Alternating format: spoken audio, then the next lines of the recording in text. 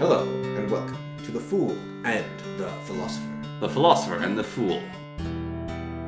So you were talking about the other day, the idea, it was in regards to Slay the Spire 2, right? Where I was telling you, Slay the Spire 2 came out, it's great, it's like 10% better in every way than Slay the Spire 1.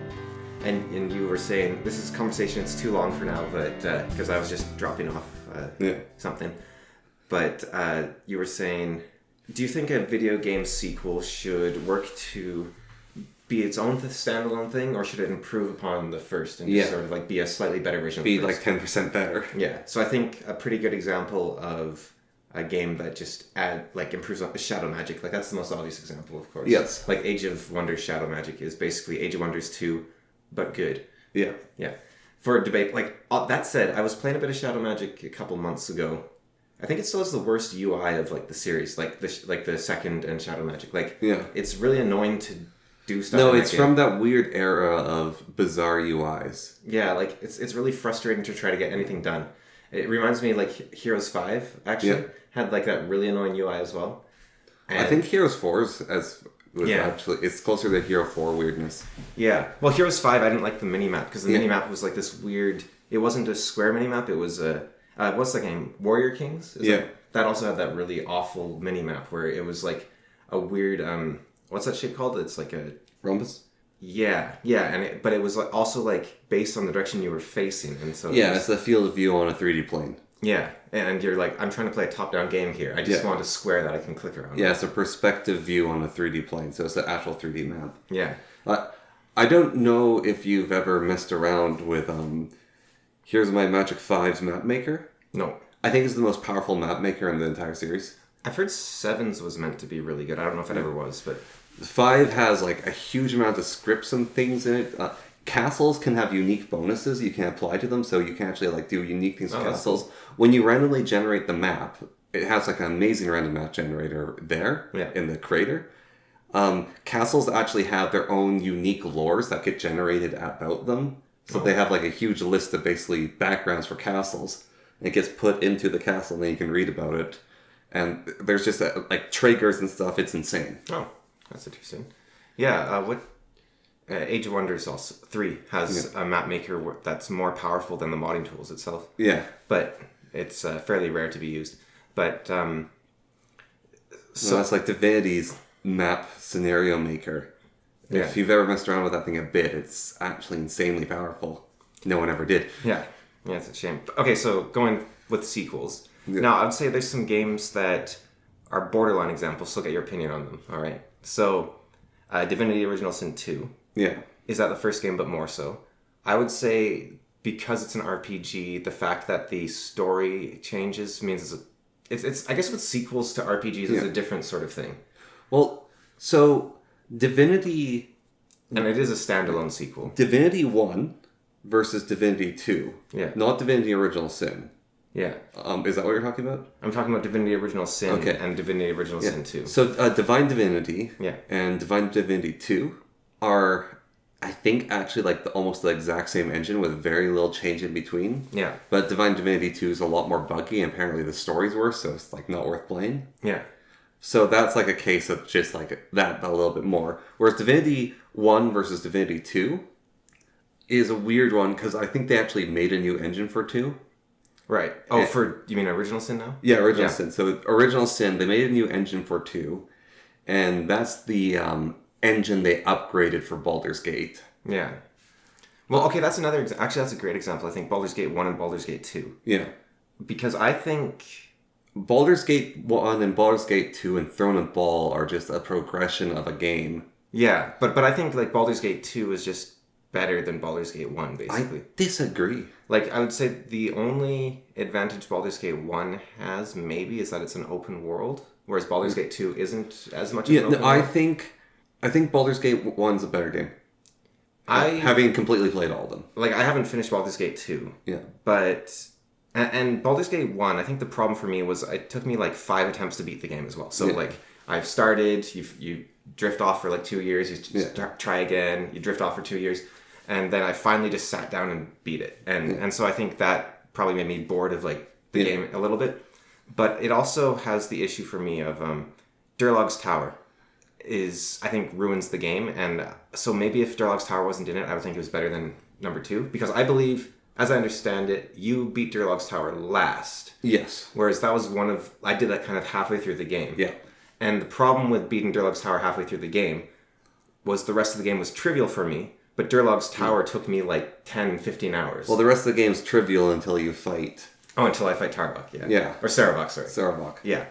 And because Sarevok is the hardest boss in any game ever, yes, basically. He's like the hardest video game boss ever. Yeah. Like...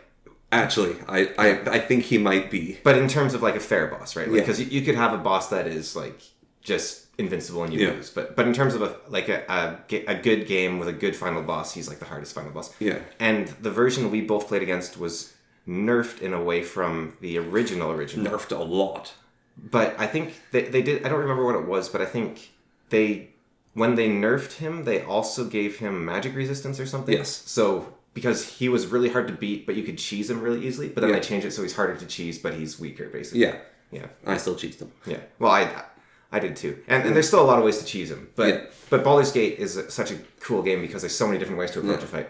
But then Baldur's Gate 2, why I like it better, I think, is because the variety of weapons and magical things in the world is so much higher. Like you can find like that Cloak of Shapeshifting, which is really cool. You can get the Flail of the... Ages. You can get the... And Gruidel. Like, you can just find all these really cool things around. You can find a +3 Hellbeard, I think. Yeah. Whereas in Baldur's Gate 1, there's a lot less to find. Like, it's an emptier world, I'd say. Whereas Baldur's Gate 2... And Baldur's Gate 2 as well, there's some really... Like, you can go to, like, the Nega Fortress. You can make deals with a dragon. You can go to the Paladins, like Outlook. You can go... Like, there's a lot of really interesting places to see in Baldur's Gate 2, whereas in Baldur's Gate 1, it's all just kobolds. Yeah. It's just, like, endless kobolds. And die, primate! Yeah, it's like kobolds, bandits, and... Doppelgangers. Doppelgangers and gnolls, right? And gibbering... diseased gibberlins. Yeah. There's like 4 foes, basically, in Baldur's Gate 1. And there's some really interesting areas, like the Ankegs are a highlight of Baldur's Gate 1, and the Basilisks are a highlight. Yeah. But I think... Also, just walking through the forest and hearing the Hermit Thresh. Yeah, it's beautiful. I'm guessing you don't like Baldur's Gate 2 as much because it's mostly focused in the cities. It's focused in the cities, and it becomes very linear after a certain point. It also has a lot of... Like, the game narrows down a huge amount. Once you've done everything in Am, the game, like, you can go out into the world and do a few things out there. Yeah. And you can do some of the side quests, some of the character quests. But then the game really narrows down, and you're sort of going from dungeon to dungeon without really just proceeding through the game. Right. It also has, you can go to... Watcher's Keep. Watcher's Keep, yeah. And then you can fight the Watcher and everything. Like, that's cool. Yeah. But Watcher's Keep was... okay. I think Durlog's Tower is actually better than Watcher's Keep. I will say... Like, I don't know if you've done all of Watcher's Keep. I did when I was like 12. You probably didn't do the final fight. I killed the Beholder. Watcher's Keep doesn't have the Beholder at the bottom. Oh, what did I kill? Did I kill Xanathar? No, you just killed the Beholder in a different part of the map. Well, no, it was like this invincible god that you had to assemble 2 rods to kill him. I never found that spot. Okay. I think that's in the sewers of Am. But I actually won that fight, I think, without the rod, which was... I think that's in the sewers of Am. Okay. But no, I thought he was like the head... No, he's the place where you meet the Paladin. Isn't that in the Watcher's Keep? The thing at the bottom of the Watcher's Keep is not a Beholder. Is a demon. Okay. Maybe... Did you play the extended edition? Or whatever it's called? The enhanced edition? Yeah. I wonder if they changed... No, they didn't. No? No. Okay. No, Beam Dog was very careful not to change anything. Okay. I will say that the heroes in Baldur's Gate 1, I think are... Like, the playable characters? Yeah. I think are more interesting than in Baldur's Gate 2. Yeah. Like, I think, like, even, like, those tutorial heroes, the Thief and the Necromancer, are, like, really interesting, fun guys. And they got rid of, like, one of the best characters, Emowyn, for number 2, which is annoying. And Khalid, of course, isn't in number 2. And he's really good. And they kept Jahara, who was kind of my least favorite from number... Although, that said, even though I dislike Jaheira as a person, as a character in a story, she's actually great. Like, she's a really interesting character. And in number 2, they do make her a bit nicer. And apparently it was a bug in number 1 that she was so awful. Yeah. Because she's true neutral. So she can go with any party. But there's like a relationship system, right? Yeah. But because of the relationship system, she'll basically hate you no matter what you do. Yeah. And they made her a good person, even though they made her true neutral. So she won't let you do evil things. So she's basically just going to use only her negative voice lines on you like the whole game. So it was kind of a bug as I understand it. But the characters in number 1 I think are better. But I think the main thing for me that Baldur's Gate it's not the storytelling so much, but it's the, you go into a new map, and it's kind of like, no, I'd say it's better than Breath of the Wild at this. Breath of the Wild is better at this maybe for its map. Yeah. But it's basically, you go to a new map, and there's like this giant like pit in the ground that you can circle around and then slowly work your way down into, or something. Like, or there's this beautiful forest, or there's this icy windswept plain, or there's a Knoll's fortress, or like every map is interesting. Every map is this exciting place to be. And then, so you're always like, oh, what am I going to see next? And the creatures at each location are unique and exciting, and like you have this sense of wonder the whole time. And I think that's what Baldur's Gate really excels at, is this feeling of like, I'm discovering something new every time. There isn't like and I guess probably Baldur's Gate 2, I imagine for you, and maybe for me if I played it a bit longer, sometimes has a bit less of that, because it's a bit more like there's those assassins, what are they called? Like they're much more standardized. Yeah. It's kind of like the difference between Divinity Original Sin 1 and Divinity Original Sin 2. Where in 1, you fight these crazy goblins, you fight these undead, you fight these ghosts. So I want to talk about, actually, that Divinity 1 versus 2. Yeah. So, in Divinity 1, the game starts with you landing your boat on a shore. Yeah. And your 2 source hunters, you're supposed to make your way to a village to investigate a murder. Yeah. So, you head out and immediately you encounter some black cultists. Yeah. And they summon some undead, and you can do the tutorial dungeon or you can keep going. The tutorial dungeon has some undead in it and some rats, and if you can speak to the rats, they're pretty funny. You go through, it's like, okay, basic undead.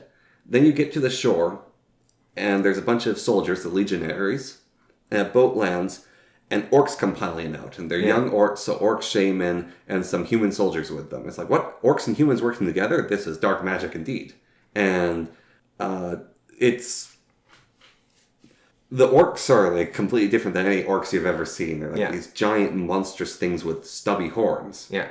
And their shamans are like these little wizened men with big curly horns. And you beat them, and it's like, okay, right? And you go into town, and you do some stuff in town. And then you exit the town, and you encounter more undead, because there's just undead everywhere. But it's not like, oh, it's a skeleton, oh, it's a zombie. There's torsos of green glowy zombies that explode, and there's like a floating angry head, and there's flaming skeletons that are screaming because they're permanently on fire, and there's undead dogs, and there's like this huge variety of undead just in the first area. Yeah. And then the monsters everywhere are actually quite creative. Like there's trolls and elementals, and like you said, the goblins. The goblins stack on top of each other and wear armor to make themselves bigger, so they look like multi-armed enemies. There's giant spiders in a sand pit. And that's, all that said, I think it does still feel like a sort of, like it's a wild, wacky world, but it's a cohesive world that you're wandering through. Whereas in number 2, very much feels like a bunch of You're set jumping pieces. from archipelago to archipelago. You're stuck on island to island. But even like, just take Fort Joy, right? Yeah. It feels like it's a bunch of set pieces. Yes. Right? Like, or after Fort Joy, when you get to the mainland, you have like, here's the thing with the flaming woman, here's the farm with the witch, here's like, it's a bunch of little set pieces. Whereas in number 1, I never felt like that. It felt like I was just traveling through this great big world of like wild, wacky creatures. Well, number 1 feels more limited, because like, if you actually think about the enemies in the game, there's not that many. Yeah. Like, the most creative enemies are the Voidwoken, but they're just gross bugs and number 2, you mean? Yeah, number 2, there's not that many enemies. enemies. Like this, the Voidwokens are the most interesting enemies. And they're gross bugs and weird lizards. Because you've got the skeletons, you have the Black Ring, you have the Magisters. You have the Magisters, you have the Voidwoken, and the Paladins. Paladins aren't an enemy, but you have the Paladins. And then you have like occasionally, like, you have a crocodile or a shark or a demon. But I think a lot of those are like, I don't know if it's just the way we played each game, but in number 1 it felt like, Wolgraff is the bard rogue. Yeah. He does the bard rogue stuff. Whereas it feels like in number 2, anyone can do kind of anything. Like even a crocodile can shoot like a spiky ball of earth at you, right? Like it feels a bit more like which ability.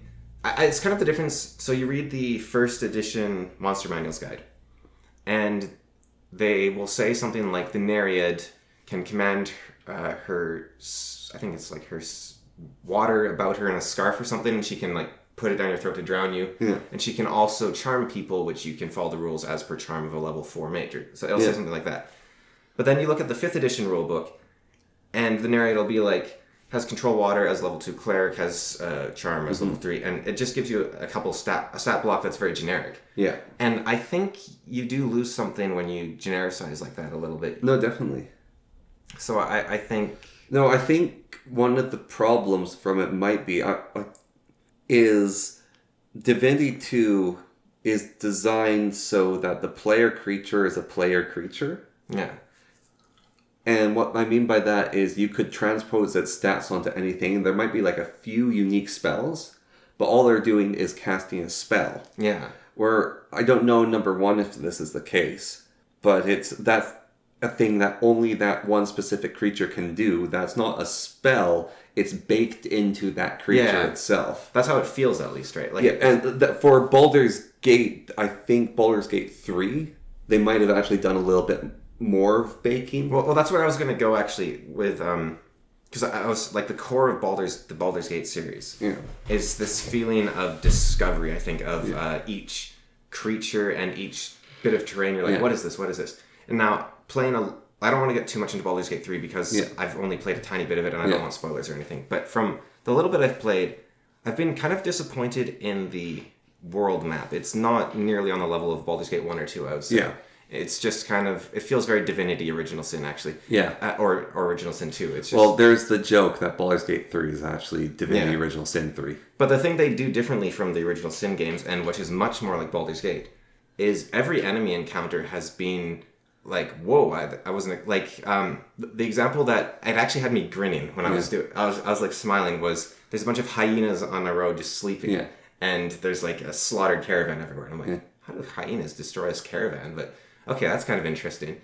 And so I sneak up on the hyenas and I kill one and it dies, and then the hyenas just start like erupting and like gnolls burst out of their stomachs, and I'm like, that is so cool. Like, it's like, you took a lore thing that it's this extra bit of effort you didn't need to do, but you're just like, we're gonna make this thing happen that you weren't expecting. Extremely obscure bit of D&D lore. Yeah, and it's like, wow, that can happen. That's cool. Yeah. Or there was this is more of well, I don't know. It's just neat. Like this, if you go into a place with a bunch of spiders, and you're walking along the webs, you're moving really slow and you keep getting stuck, and the spiders can just freely skitter around. Yeah. But you can burn the webs, or you can snap the webs and have the spiders fall into a pit, or you can like there's stuff there too, so it's neat. But that said, that feels a bit too set piecey, the spider fight in particular, because it's like, oh, I wonder what this bridge is for that the spider keeps walking over back and forth. Yeah. But it's neat that it's there. But I modern movies are done this way a lot too, Marvel movies especially. Yeah. They don't want to tell a story, they want to have a bunch of really cool scenes, and then they want to link them together somehow, right? And I think Divinity 2 was kind of designed like that. And I think Baldur's Gate was designed like that a bit as well. I don't think Divinity Original Sin 1 was designed like that. And I don't think... and I believe Rhianna Pratchett helped write for number 1, but not for number 2. Yeah. If you look on Wikipedia, because I was curious about this, you don't see her credits for number 2 on her page. Yeah. But I seem to remember Total Biscuit interviewing her when number 1 came out and asking her about her contribution to the writing, so I'm not sure there. Then she was the writer for the older games. Yeah. But maybe that was like her not being the main... Because I don't know what sort of writing she does. I don't know if she was doing like the individual dialogue or if she was doing the overall world design. I don't know what she did. But I think having the world cohesively expand outwards from... Like, I think an RPG really succeeds when you make a world first and then you put the quests in the world. Yes. Rather than, let's have a bunch of set pieces for the characters to discover and walk around in. I think, like Gothic, I've stopped for a while, but I've been playing Gothic, and it's got this cult status of the amazing, like, German RPG, like... Yeah. And I think I've been learning slowly. It's taken me a while. But a lot of these cult classic games that all the reviewers are like, this is a cult classic, you've got to do it, it's amazing, right? They're cult classic for a reason. If they were good, they'd be popular. To a degree. No, I think Gothic has a lot of good ideas in it. But I've told you about its quest system before, where it's like, I hate The Witcher 3, where it's like, there's a blinking marker to go every direction you want to go, right? And people are like, Gothic doesn't do that. It's like, you have to find it yourself, right? And you look at a game like Morrowind, and they're like, go to the mountains until you see a big tree, take a left, there'll be a crack in the rocks, slip between that crack, go for like 3 miles, and then turn north towards the ocean, and you'll find the treasure chest there. Like, that's how Morrowind does it, right? Gothic is like the worst of both worlds, where it's like, find the treasure chest for me. There's no marker on the map, and they don't give you any directions on how to get there. Like, I spent 5 hours, it was like, you have to talk to so-and-so at the arena. I'm like, what arena? Where's the arena? And in Daggerfall, they would do quests are like that as well in Daggerfall, where it's like, talk to so-and-so at the arena. They don't give you directions or anything, right? Yeah. But in Daggerfall, you can type anything into any NPC and say, where is the arena? And they'll go, I don't know, but I know someone who does. Go talk to him. I'm going to disagree slightly on the cult classic thing. Yeah. Because Might and Magic Dark Messiah, you could call those cult classics. Yeah. I think its main problem is it came out at a time when a bunch of other games were out. Yeah. And they're just literally of a different style of game. Like, if you compare it, because the game you can very easily compare it to is Half-Life, which is the engine it used. Yeah. Then it's basically, this is fantasy Half-Life. Yeah. Which, looking at the two of them, I think that Half-Life is a better game. Half-Life 2 or Half-Life? Half-Life. Okay. I think Half-Life's a better game. Yeah. I think Dark Messiah is a lot more fun. I think... Despite Dark Messiah's bugs, I think that how you actually play Dark Messiah and the movement and the combat, and they did a thing which you're talking about, these set pieces everywhere. Yeah. Which is, they sort of do have set pieces in Dark Messiah, but they work because it's a linear RPG. Yeah, it's not open world. Yeah, it's not an RPG even, I would say. Yeah. A linear adventure action game. Yeah. I think it's hard for me to judge if I like Half-Life better or Dark Messiah better, because if I had to play one of them again, I think I'd probably prefer to play Half-Life, because Half-Life doesn't have any like annoying sections. And it doesn't overstay its welcome. Whereas Dark Messiah has some annoying sections, and it does overstay its welcome. I can agree with you with that, actually. Like the Necromancer Fortress in Dark Messiah just gets boring after a while, I'd say. Yep. But I would say when you're actually having fun in the combat, Dark Messiah is better. Like actually figuring out how to do a fight and stuff, I'd say Dark Messiah is better.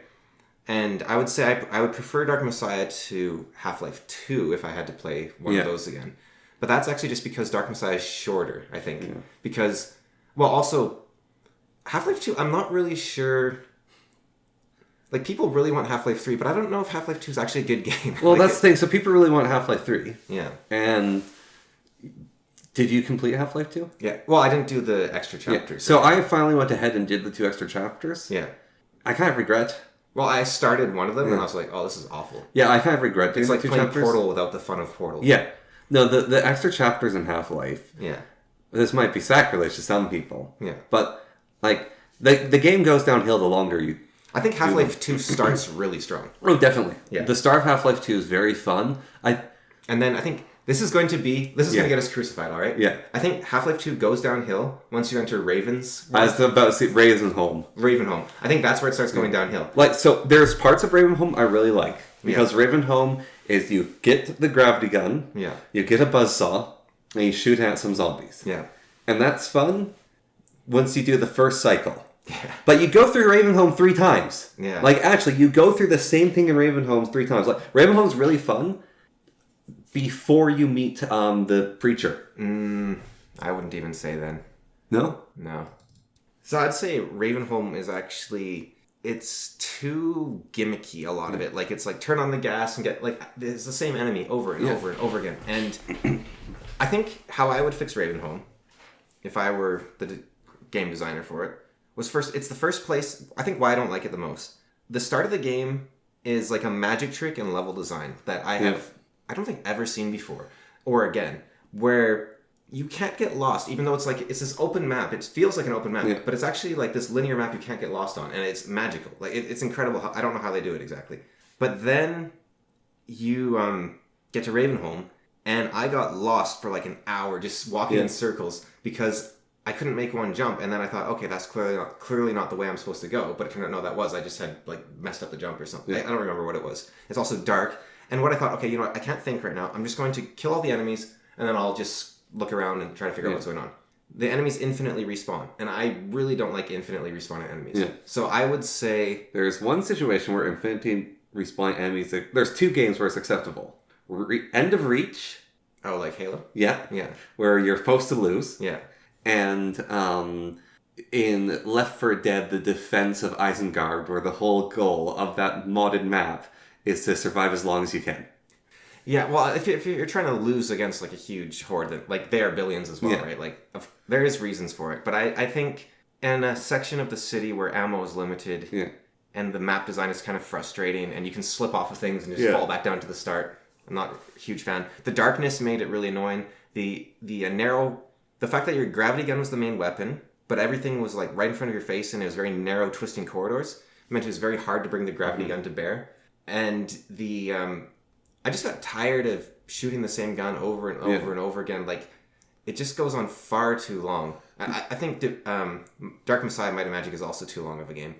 But that isn't to say I don't like long games. It's just for the amount of content you had. Yeah. Well, so Dark Messiah should be about 20% shorter, and Half-Life should be about 3/4 shorter. There's a funny flip side of Dark Messiah. Yeah. Which is there's a game called On Guard. Yeah. Which is basically Dark Messiah combat. Yeah. It's a little bit more gimmicky. I don't think it looks as good as Dark Messiah. I think it's a really good looking game. I didn't like the game itself, but I think it's good looking. Ungar has a few annoying features in it, which I could do without. It's so annoying that I just don't like the game straight up, I think. But it's also so like it's like it's hidden quick time events in a way. It's like no, that's why I say those are the things I could do without. Yeah, but I mean like the whole game. Like there's a pot. Press the A button to make the pot do the thing the pot does. There's no skill in aiming the pot or like knocking over the fence or like. Dark Messiah relies on a physics engine. Yeah. I think it's just all scripted. On Guard is scripted actions, and it's not the same. I bet I would like Hitman actually. Hitman. Hitman has some scripted events, but it also has some physics events. Hitman is such a good game. Blood Money is the one to start with because there's this. I've seen a few videos of them, which is it's a completely illegal assassination in Hitman. Yeah. And it's basically people trying to figure out legal assassinations. And so one of them that people claimed is you put a banana peel on the ground. Yeah. And then someone walks and slips on it, and that's how they get taken out. And someone counters like, no, that's actually not legal because you're littering. And it's your action led to it. And then someone's like, I actually have a legal one I came up with. Which is, there's this one, which is, there's a woman who's sitting in a pool, and her husband is saying, I want to jump into the ocean. And she says, don't do that, that's stupid. He's like on a diving board. It's like, oh, come on, I want to jump. And she keeps telling him not to. If you take some money and scatter it on the ground, if you leave some money behind the poolside, she'll get distracted and go and pick it up, and then he'll jump into the ocean. He doesn't know how to swim, so he drowns, and that's like one of the few actual legal kills. Well, I think I read once that scattering money is still technically littering. No, this wasn't littering though. You're putting money on the poolside so you can go swimming. Oh, I see. So you're putting your possessions. So she's actually committing a crime by going to get the money. I see. So you're getting stolen from. Yeah. No, Hitman is. We own Blood Money on GOG. Okay. It's not like the new ones. I haven't played. There's one. Well, the newest one is basically just like a collection of levels from all the other games. Yeah. So the newest one is apparently quite good. Yeah. But its monetization is crazy. Like it's this weird free to play mix of like it's got anti cheat in it. I don't play any games with the Nouveau, so I can't. But the levels themselves looks amazing. The level designers are amazing. Yeah. It's more the business end that dropped the ball, I think. There is a game just before that which was called Redemption, the one with the nuns with the machine guns. Yeah. I actually beat that entire game in like 2 afternoons one time. And I thought Hitman was like a first-person shooter when upon completing it, that was like, oh, so it's a first-person shooter series, basically. Yeah. So I would not recommend those games, is what I'm getting at there, basically. I've watched that whole game. Because I watched the gameplay of Redemption. Because it's basically a stealth game in like the worst, like, you know, like you creep around, like you know, the worst of stealth games. Like, it's not Thief. Yeah. It's a modern stealth game, which is nonsense. But in like Blood Money, it's not a stealth game because you can just stick on like a chef uniform and then you can just be in the kitchen for all day and no one's gonna care. You don't have to. You can walk around freely, or you can. Reason I haven't beaten Blood Money, well, I've stopped playing it, is because I've got too much on the go. But you have to hold a lot in your head at once. So when I was doing the theater mission, for instance, there's a mechanic who has to go to the bathroom. So he walks into the bathroom and he sticks his tool thing down outside the stall and then he goes to the bathroom, right? Yeah. So I just grabbed his tool thing and it's a very tight window. You've got like 5 seconds basically because it's between when the security guard is like talking to his friend and this guy is dropping off his toolkit. But you just pick up the toolbox, you stick your handgun inside the toolbox, close the toolbox, then you just walk through the security wearing, like, you can grab another guy's uniform, and then you just walk past the security, and then you can get into the underground, like, and nobody will stop you, and then you'll have your weapons, this guard that, like, frisks you. Yeah. So he'll frisk you, and he's like, oh, no weapons, you're good, but you have it in your toolbox. And you go in there, you take it out, like, there. But that mission, I don't know if it's possible what I want to do, because I want to make every death look like an accident. Yeah. And I'm pretty I don't know if it's possible, because I think what you have to do is you have to... I tried to swap the prop gun with the real gun. I don't think that's possible. Yeah. So instead what I did was I got to a position where no one could see me. And during the play, when he fake shoots him, I shoot him at the exact same time. And so it looks like the prop gun killed him. But I didn't actually swap the guns. Yeah. Right, so yeah. So I shot him at the exact same time that the guy in the play shot him. Because I couldn't figure out how to swap the prop gun with the real gun. But then I have to get up to like the very top of the building in like a minute in order to place a bomb on the cable holding up the chandelier so that when all the Russian gangsters rush over to see their dead friend, the chandelier goes off and lands on them. But I can't figure out how to do that because it's like the map is a maze, and I think you're supposed to run through the women's bathroom. But I couldn't. I found it once, and they were all like yelling at me because I was like going through the women's bathroom. You have to put on a wig. I don't think they won't be able to recognize you. I don't think there's a disguise that works in that one, but they don't. It doesn't ruin your cover or anything. They just get angry at you, right? Yeah. But I can't find the women's bathroom anymore. And the other thing is there's a maintenance guy up in the bell tower, or like the top of the theater, and I can't figure out how to get rid of him and also like plant the charges in time to not cause... Like, I could easily do the mission. I did it once. You just shoot the 2 guys and then you can walk out of the building and they won't catch you in time because you just move out of there fast enough. But I was like, that's not what I want. I want to do it like you get up to the bell tower, you drop, and I don't know if it's possible. It might be like really, really difficult. Yeah, back to the sequels of games. Yeah. The interesting one on that is the next game but different is Assassin's Creed. Yeah. So Assassin's Creed 1 to Assassin's Creed 2 are actually pretty similar. I think they upgrade the engine a little bit and they make like a longer map and story. I think people generally like 2 more than 1. And then Redemption is the third one, right? Yeah. Yeah. There's 3, and then 4, is that when they go to the New World? I think so, yeah. And then they have Black Flag, which is 5. Which is a lot of people... Well, there's Rogue first, I think, and then Black Flag. Yeah, a lot of people consider Black Flag one of the best ones. Redemption as well. But the Black Flag and Redemption, I think Black Flag really introduced, like, the open world more. Yeah, the open world and the parkouring to a different level. Like, Redemption was kind of an open world, but I haven't played 1, and I haven't beaten any of the games or anything. I haven't either. I've played, like, each one a little bit. Yeah. And then I heard someone talk about his experience with the Greek one. Yeah. Which he said, he's like, I love the Assassin's Creed game, so I'm playing the one based in Greece. And it's just The Witcher at that point. Well, it's The Witcher. I go to an island, and I stand up on a building, and I jump down, and I knife a guy. Yeah. And I'm level 7, he's level 43. And my Assassin's Strike takes a tiny chunk out of his health bar. And I realized I have to hit him over and over and over again for it to actually work. What's the point? Yeah. And that's when I quit playing modern Assassin's Creed games. Yeah, well, it's not Assassin's Creed. Like, you're not an assassin that insta-kills things, so it's... But... Well, even the like, in the earlier games, why the insta-kills wouldn't work is the thing had armor, or was literally a boss with a magic artifact of immortality. But what you're getting at there is that they reinvented the formula. Yeah. But I think I think the conversation. I think I think open world and RPGs, it gets a bit too broad because there's a different story, there's a different way of arranging things. Because I'm thinking of like well, Heroes 2 to Heroes 3. Yeah, well, that was the other example I was going to give. Is Heroes 3? It was the same question I had with the Divinity. Yeah. But is Heroes 3 an iteration of Heroes 2, or is it a totally different game? Because I think looking at a lot of the strange little idiosyncrasies of Heroes 3, I think it started as an iteration of 2. Yeah. But I think by the end it isn't. I can agree to that. Because I think they're both... Now, here's maybe my definition of a improved version, right? Yeah. There's no reason to play Age of Wonders 2 because Shadow Magic exists. Yeah. Well, okay, there's a slight reason, but it's very small. It's the campaign. Well, I guess the campaign, but I was actually thinking just the curiosity of were the gods really that bad? Because there is some different design decisions that do make it's the same reason. There's not much reason to play. Well, it's a bit more. Okay, how about Horn of the Abyss versus Heroes 3? Well, no, here's one. Yeah. I have one that there's not much reason to play the two. Is Age of Empires 2 versus Age of Empires Age of Conquerors. Yeah.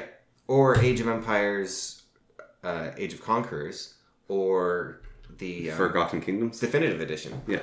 Just the brand new version. Because this is where it gets weird. Because... And I think this is where Total Biscuit's opinion that games should totally reinvent themselves each time comes in.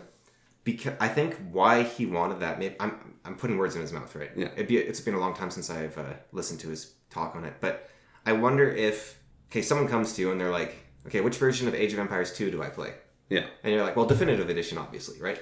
But the problem becomes, you're like, but there was some interesting stuff in Conquerors.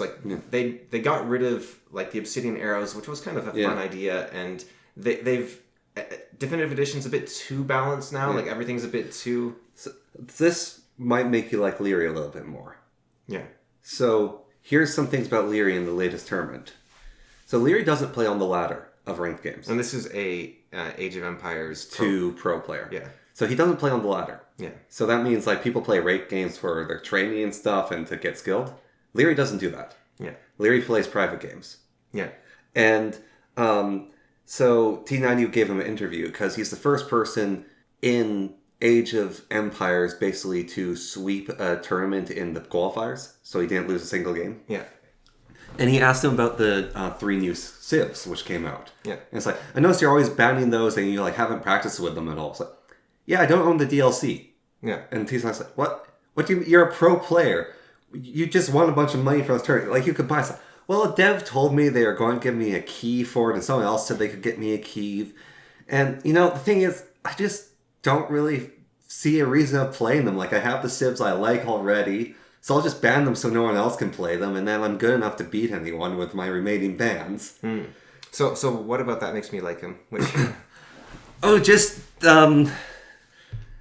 How he... has such a different approach to the pro scene. Everyone's we have to buy the DLC and train with these new ones. And I don't know. There's some authors that'll I was listening to an interview of Jim Abercrombie. Yeah. I wasn't listening. I was reading because the 2 different authors did interviews on Reddit.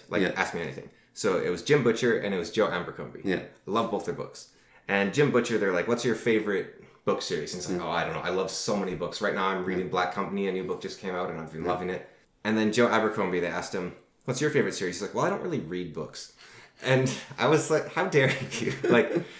You're this great author, but you don't read books. And I find it's a little arrogant, I think. You think you can... There's even the guy that did Silas Ascends. Yeah. He's I don't like books. He's like, I think it gives me advantage not having... Was he the one that said that? It gives me advantage not having read, the common... So I don't fall into, modern tropes and everything. But it's you don't have to... You can read them and learn what's... Because, now, for whatever reason, Silo Ascends is actually, the... what's the series called? Well, it's called Silas Ascends, but it's the Tower of Babel series. Yeah. Books of Babel. Books of Babel. They are very good, so it worked for him. But the advantage of actually reading a bunch of books is that you think you're not reinventing the wheel. You're I've done this thing no one's done before. It's no, 50 people have done that before. Yeah. You actually need to read to learn how to write. I feel, even if you... It's hard. I have trouble with Terry Pratchett. Yeah. Because he's a subversive writer. Yeah. But his subversion is subversive like Monty Python. Yeah. And even then, it's like, I feel like it, for the most part, is actually good-natured subversion. Yeah, and I think he is rebuilding it still. Like, he is doing a reconstruction a lot of the time. Yeah, but if you read his books, you will actually be a better writer. Yeah. Well, I think if you read anyone's books, you'll be a better but writer. especially Terry Pratchett. Because it's such an art.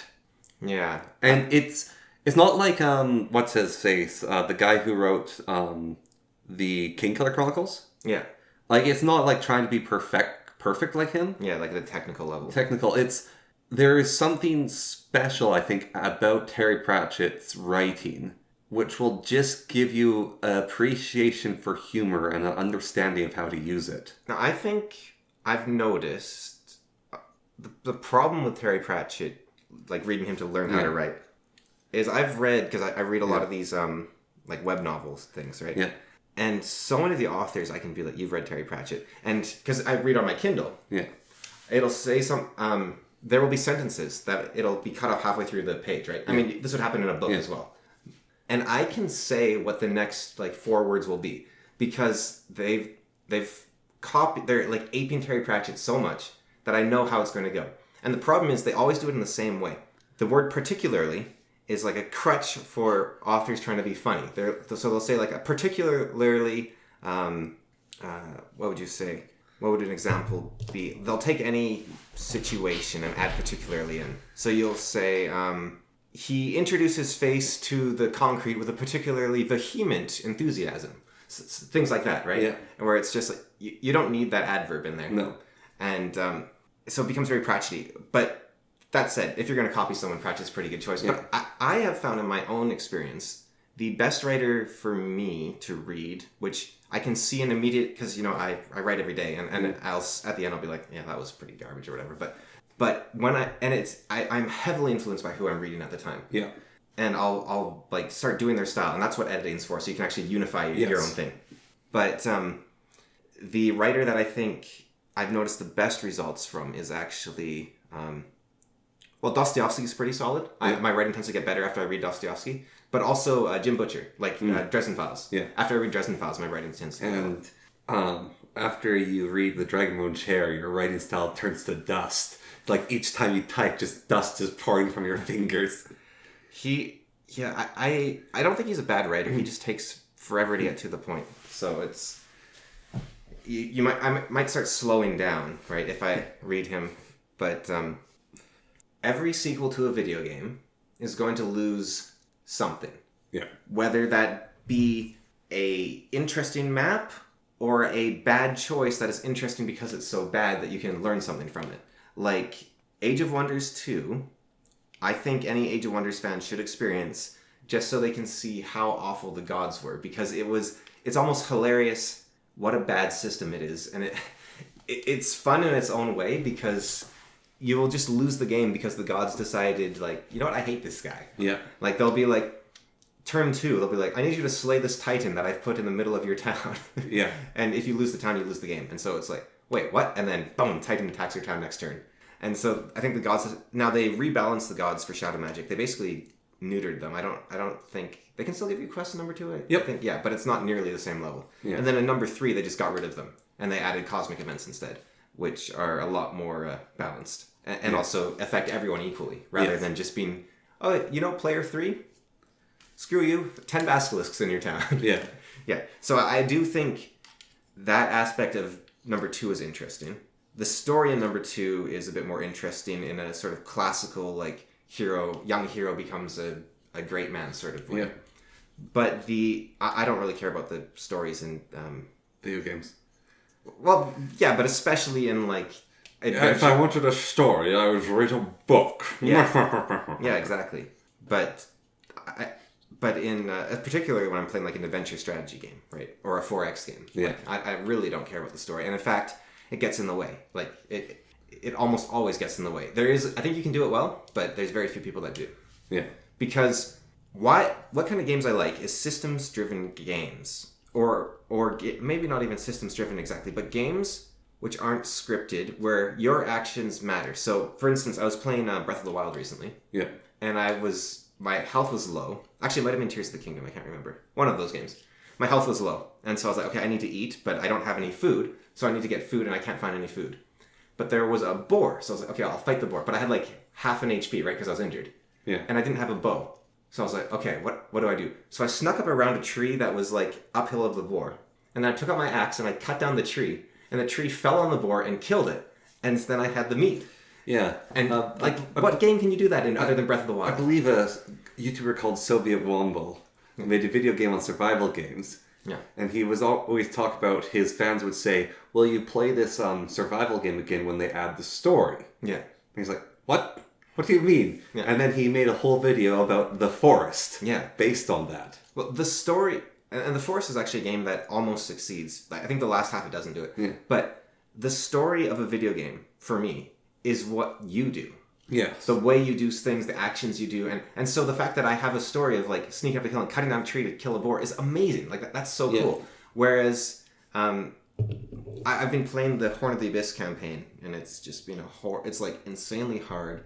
And I've actually stopped playing it on Impossible because it was just draining my life.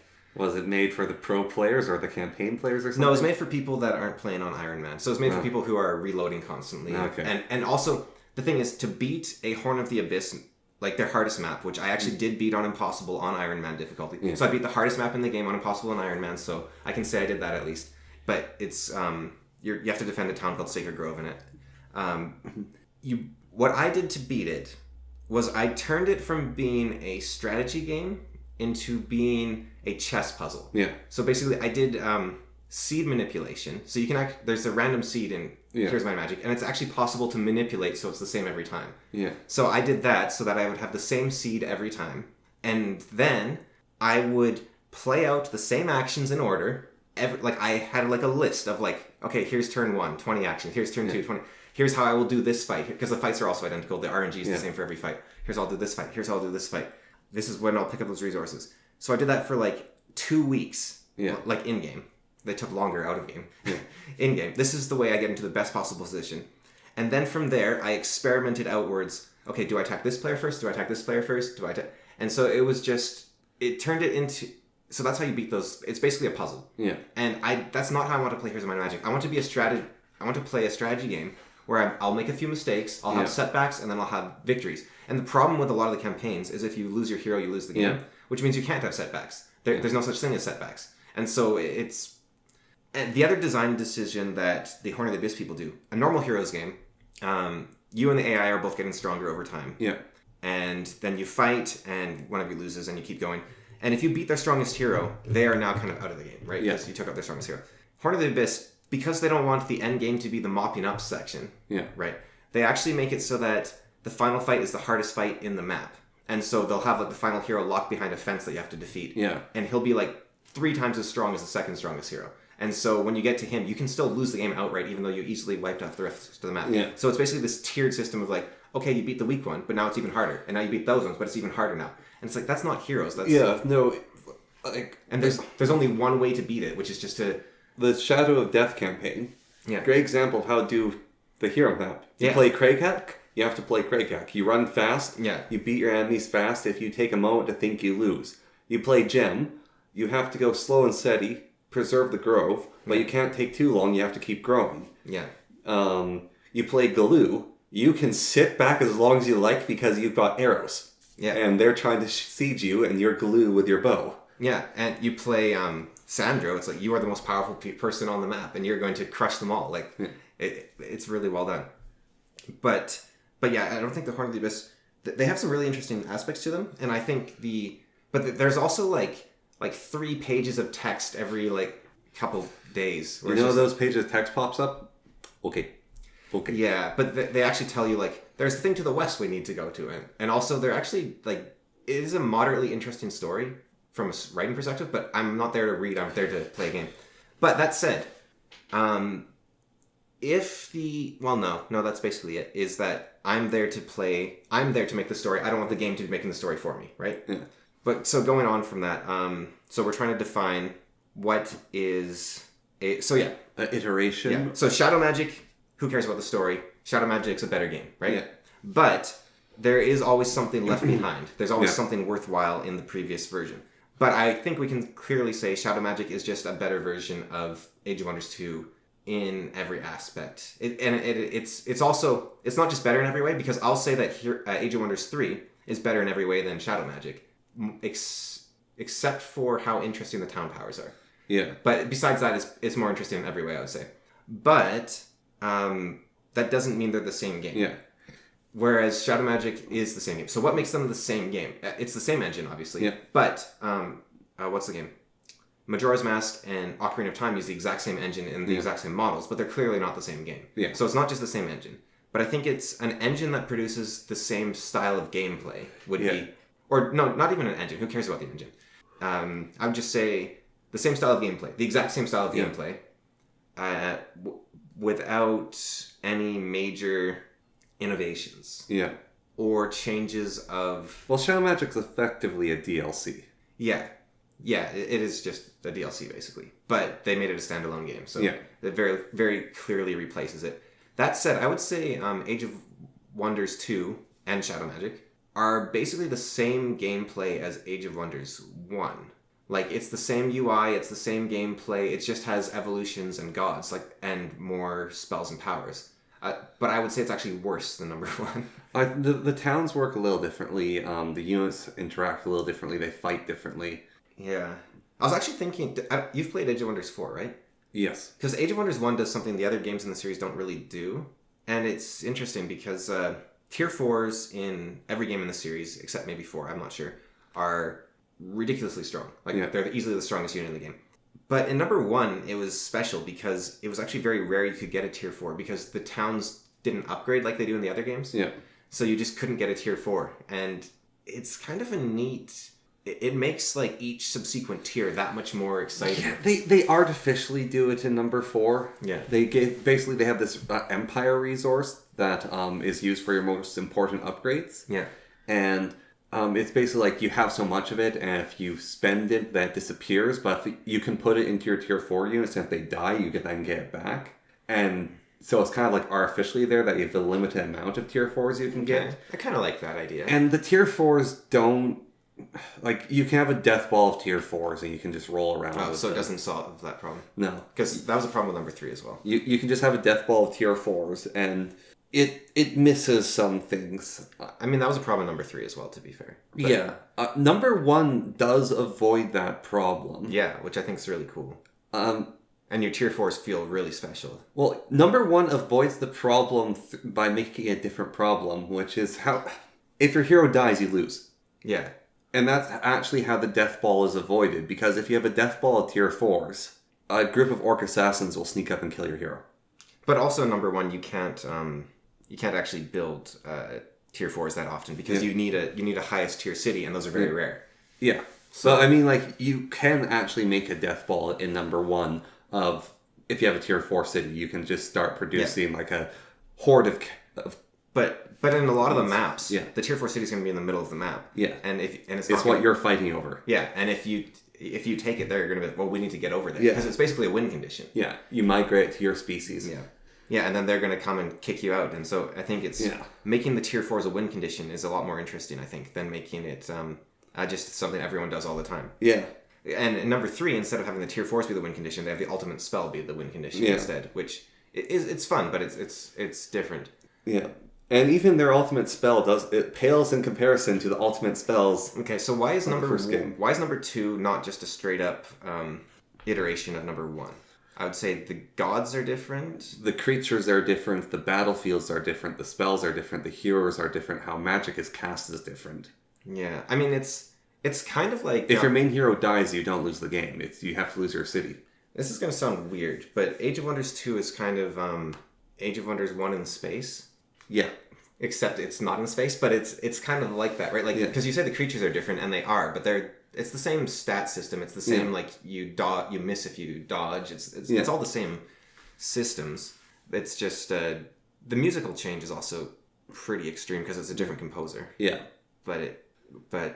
Okay, so the difference is... Okay, so what's the key difference then there that we're saying that they're not the same game, even though they have a similar art style and layout, and I think the art style is actually quite different. It's a similar theme, but the art style is different. yeah, it's what is making them different from each other. Okay, Shadow of War and Shadow of Mordor. Yeah. I think Shadow of Mordor is pretty obviously just the same game iterated upon. Right? Yes. Yeah. So why is that compared to... Because you're doing the exact same things in the exact same map with the same looking dudes, but it's tricky. Like, it's kind of like, you know it when you see it is more... Yeah. Which is... But they're... Like, Shadow of War is a better game than Shadow of Mordor. Yeah. Yeah, Shadow of War is the second one, right? Yeah. Yeah. Yeah, the second game is... It just does everything better. But better and more. Yes. Yeah. And now, I don't think more is always good, necessarily. No. Like, I think... Well, that's the thing. So, I guess what I was getting at with talking about Leary is I have a problem, and people have been noticing this with Age of Empires 2, which is feature creep and power creep. Yeah. People are more concerned about the power creep. I'm actually concerned about the feature creep. There's just so many factions now. You can't... There's so many factions, so many things, and the original factions are losing their soul because of it.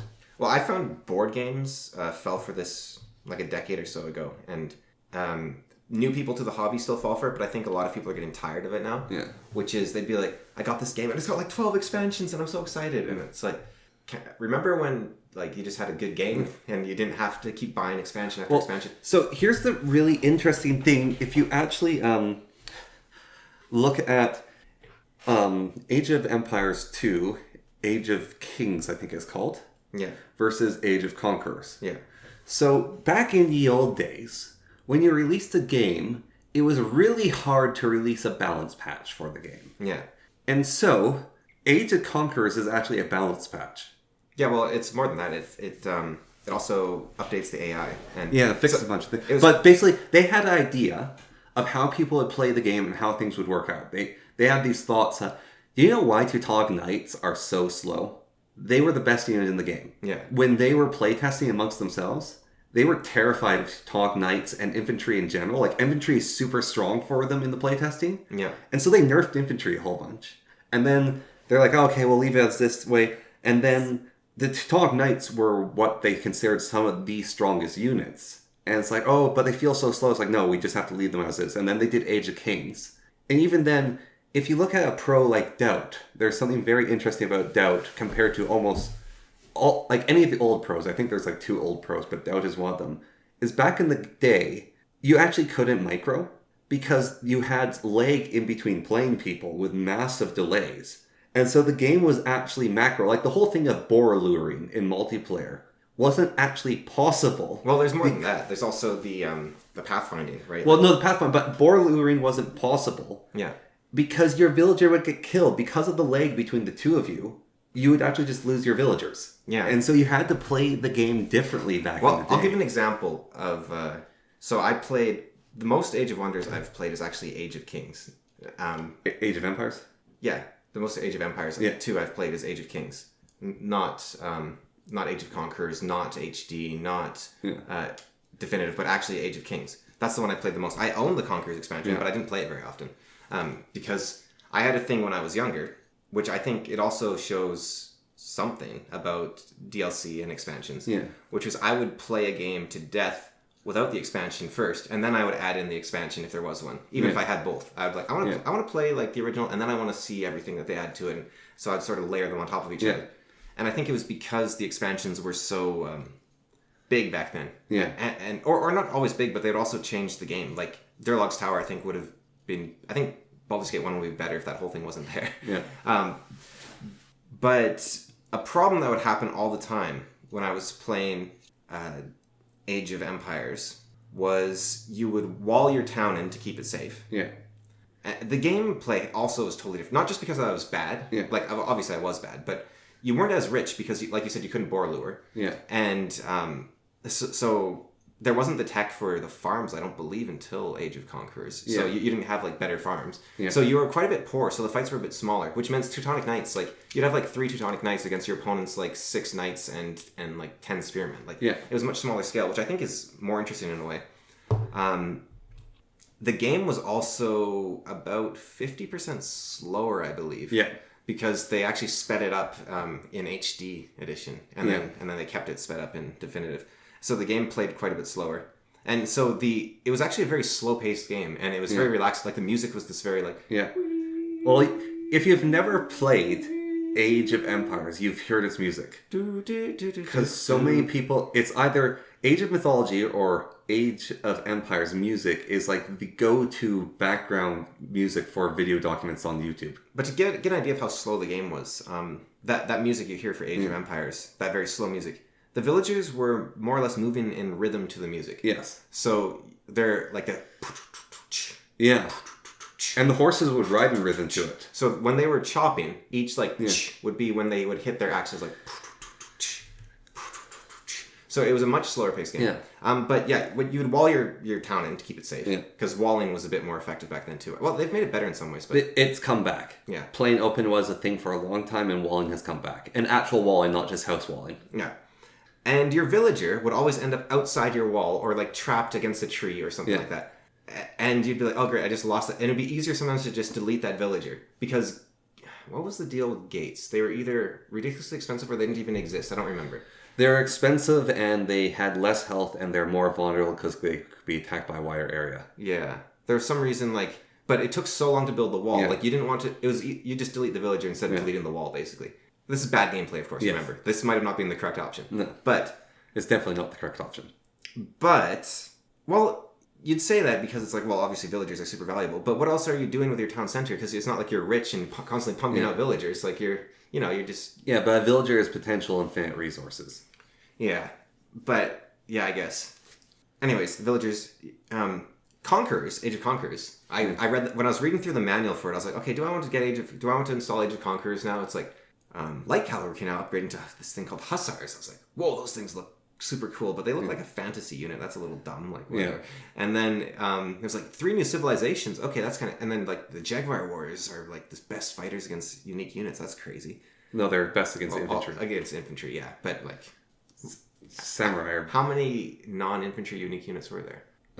Cataphracts, Chukanu, Mameluke, Chukanu are infantry. No, they're archer. Yeah, but they're walking around. They're still archer. The elephant. Yeah. Okay. So there's a few. Boyar, or were Slavs? A lot of these were added later. I think Slavs were in the base game. I'm not even sure if the Cataphract was in the It base. was. Yeah. Cataphract was. I think some were added by Age of Kings as well. Because that was the expansion to the original, right? I think? No, Age of Kings is the name just of the number 2. Okay. Right. So anyways, but the other thing Conquerors did was it added a new technology to every single... Conquistador. Yeah, well, I think the Spanish were added in Age of Conquerors. Yeah. Anyways. But keep in mind that those weren't in the base game then. But let me get to my point anyways. Armored carriage from the Koreans. Oh yeah, the war wagon. Yeah. So it added hussars. It added a new technology to every single faction. Yeah. Which is crazy. It added the first unique tech. Yeah. And it added... because it was Forgotten Kingdoms, the fan DLC that added the second unique tech. Yeah, so it added a unique tech to every civilization. They didn't used to have them anymore. Yeah. It added... I think it added the champions. Like the top tier... No, champions were in the base one. But it also had a bunch of AI changes. And one of those AI changes was actually... Villagers will now end up on the side of the wall that you order them to build from when you build. Because before what you do is quick walling now, right? You see that. Yeah. If you put down a wall, the villager would like walk around the wall to whatever side it wanted, and then it would start building. Yeah. Like they wouldn't build from the side they were on. That was Age of Conquerors that added that in, where they'd actually just build on the side they were on. So if you built a row of houses, they could end up anywhere if you were told them to build a row of houses. And also you had to, how did that work? They would only build one thing at a time. Yeah. So it was, and I think Age of Conquerors changed that so they could actually queue up like a bunch of stuff and build them. And it was like, whoa, this is like mind-bending. Yeah. This is amazing. So I downloaded, it was like Age of Conquerors best expansion ever. Yeah. And I think it is one of the best expansions for any video game ever. Yeah, definitely. Like, I think we had a Philosopher and the Fool where we actually talked about like the best expansion to a video game ever. And I think I would definitely say Age of Conquerors is one of them. Yeah. I'm trying to think of like... The final DLC of Age of Wonders 3. Well, both of them are like incredible. Yeah, the Age of Wonders 3 DLCs are incredible. And that's my list, I think. That's a pretty good list. Here's my Magic 3s. they're okay. Like they don't actually add that much, but they do make it better. I think I would say. Skyrim's are actually decent. They're okay. Yeah.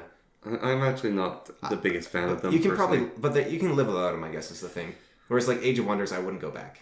Yeah, like, Age of Wonders, it's hard to play. You go like, ugh. Yeah, and Age of Conquerors, I think, is similar.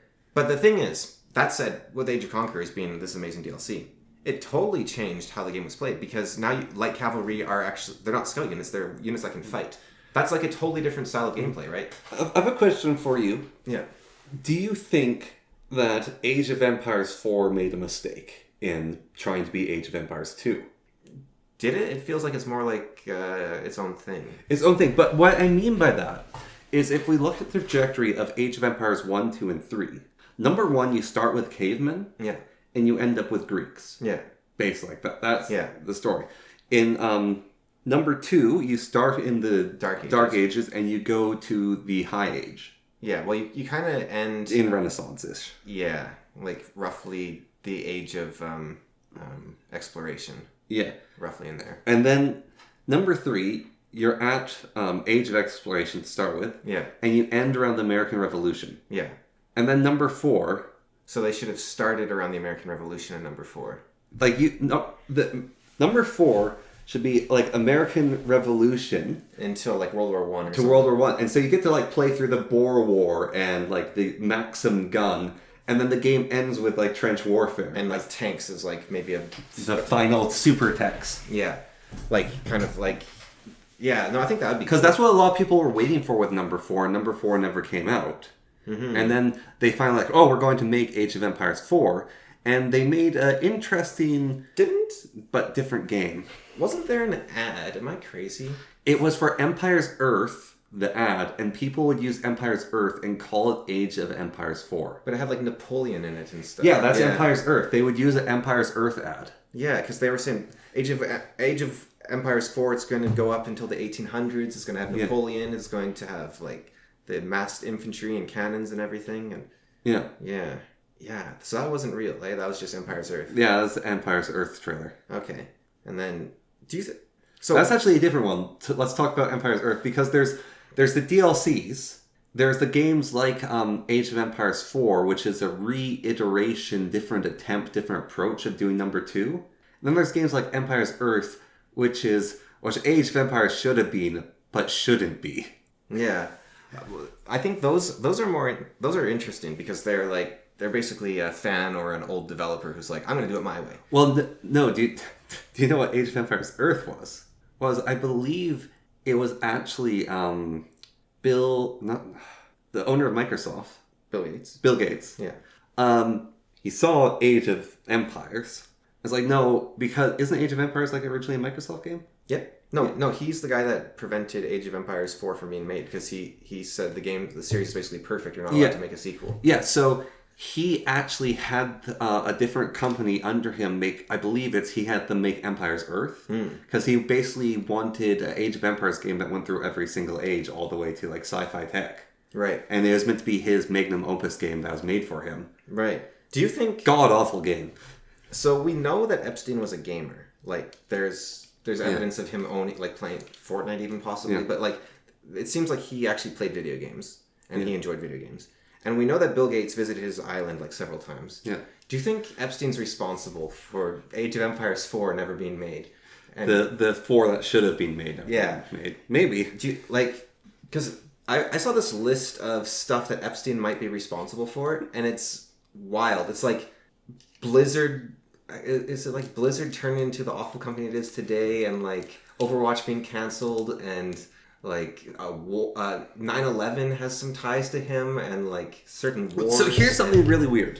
Like these aren't confirmed by it. It's just this crazy like. Here's something weird to think about. So, World of Warcraft 3. Yeah.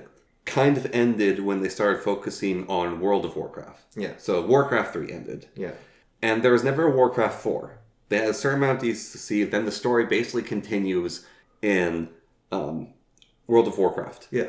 So StarCraft 1 is a hideous game.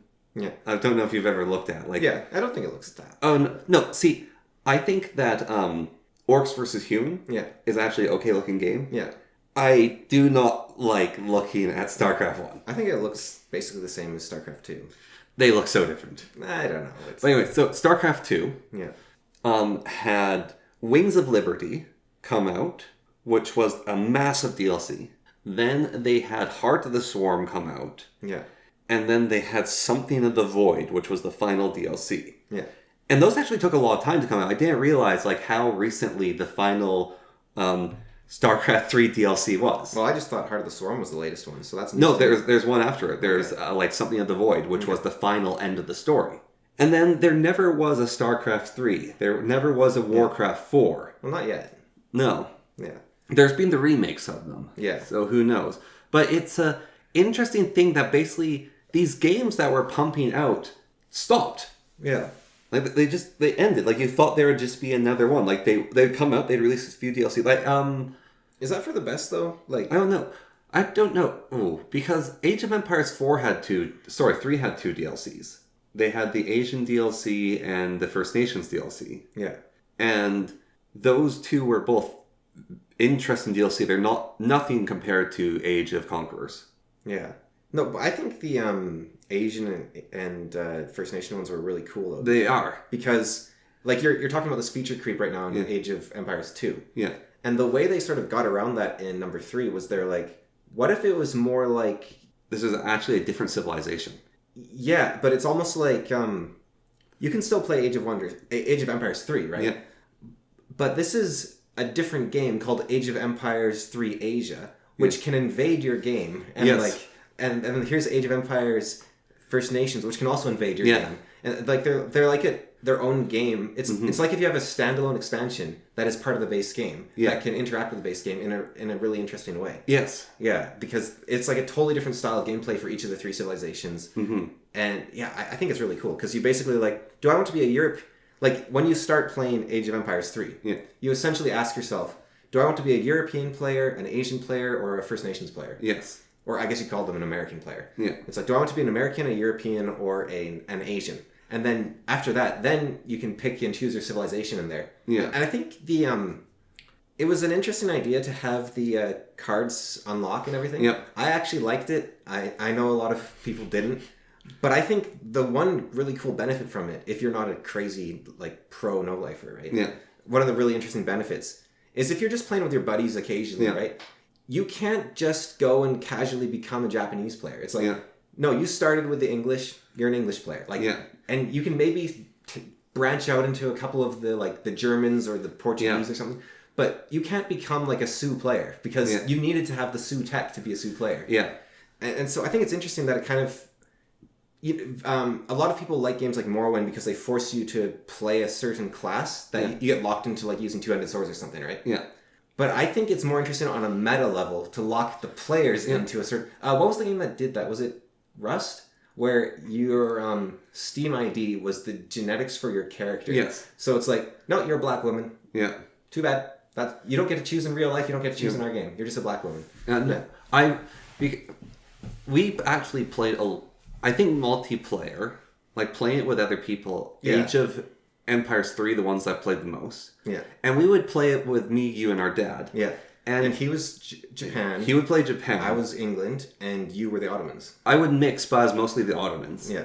But one of the really interesting things about it is how we would play. Is we would actually build up a town. Like, we wouldn't play it like a normal RTS. We played, I guess, the old-fashioned way of playing multiplayer. There was basically a truce. Yeah. At the start of the game, which is, no, we get to build up until at least the third age before we start fighting. There's actually options for that in all the Age of Empires games. You can just... Yeah, I know, but we would have an unofficial truce with maybe a little bit of raiding and fighting, and then we build up armies and send them against each other. That was another thing it did, which... Nintendo's been doing this a little bit lately, actually. And I think someone else, I can't remember who it was, has been doing this. But it was a DRM block game, like all video games. So you had to have the disc in your computer while you're playing.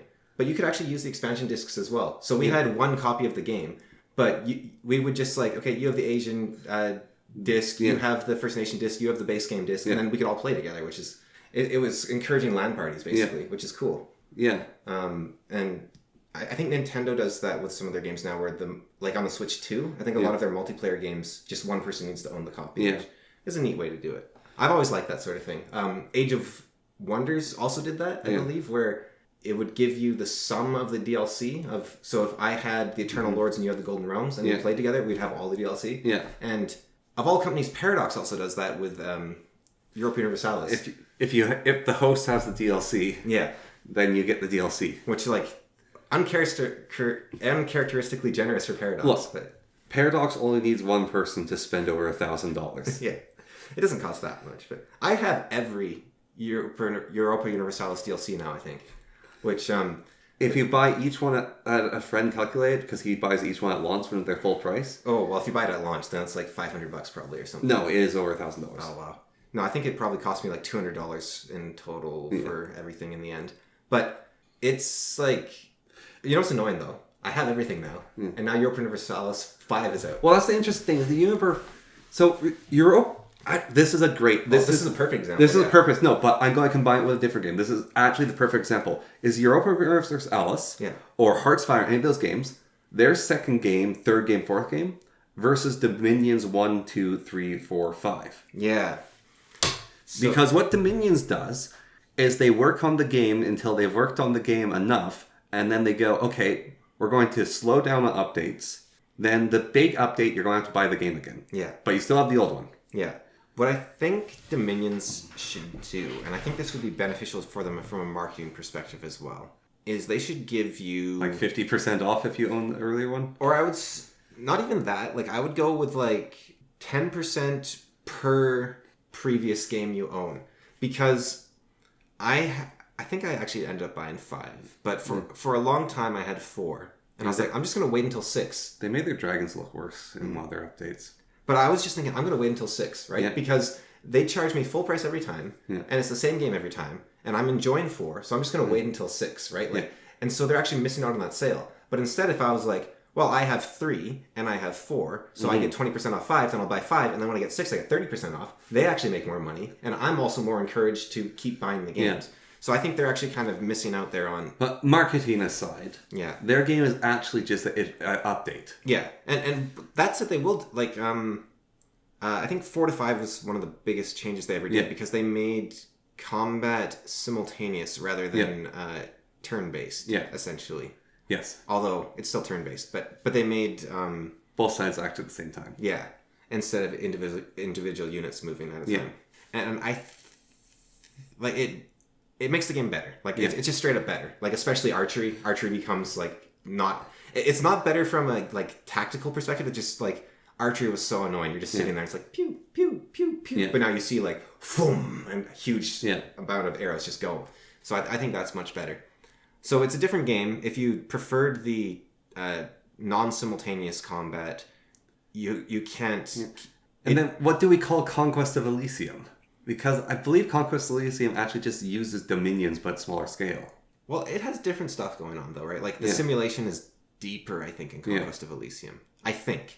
Dominions might have all that going on, but I don't think it does. But Conquest of Elysium is simultaneously simulating, like, 7 planes of existence. And, like, for instance, for those who haven't played Conquest of Elysium, if I attack a town of, let's say, hobbits, and I... tear open a dimensional rift to the plane of Earth in order to send an army of, let's say, Earth elementals to kill the hobbits. Yeah. If the Earth elementals have all been killed by someone who went into the earthly realm, they will not come out because there's nothing there. Yeah. And opening that portal will also, theoretically, if the people that killed them were standing there, you'd be able to see them. I'm not sure if that's actually the case. But let's say, so I kill all these hobbits. The Realm of Death will now have a bunch of dead hobbits in it in that exact same location. Yeah. And so that if there was an undead city there, it'll be reinforced by all these dead hobbits. And then a necromancer can come to that area, and they can actually resurrect a stronger force of undead from there because people have died there previously. Yeah. And those, the hobbits that survive can be taken as slaves. No, I don't think that's on a different layer. I don't think Bloodshed's a layer. No, it isn't. But yeah, there's multiple planes of existence going on at a time. All the time, basically. So it's a very, like... So I would say it's completely different from Dominions in a... Yeah, but so, like, the second game of Europa Universalis is kind of a weird one. Well, the biggest problem with Paradox games as well, this is also true of for access with Civilization. Yeah. Civilization's a bit weirder because they have less DLC, but it still happens.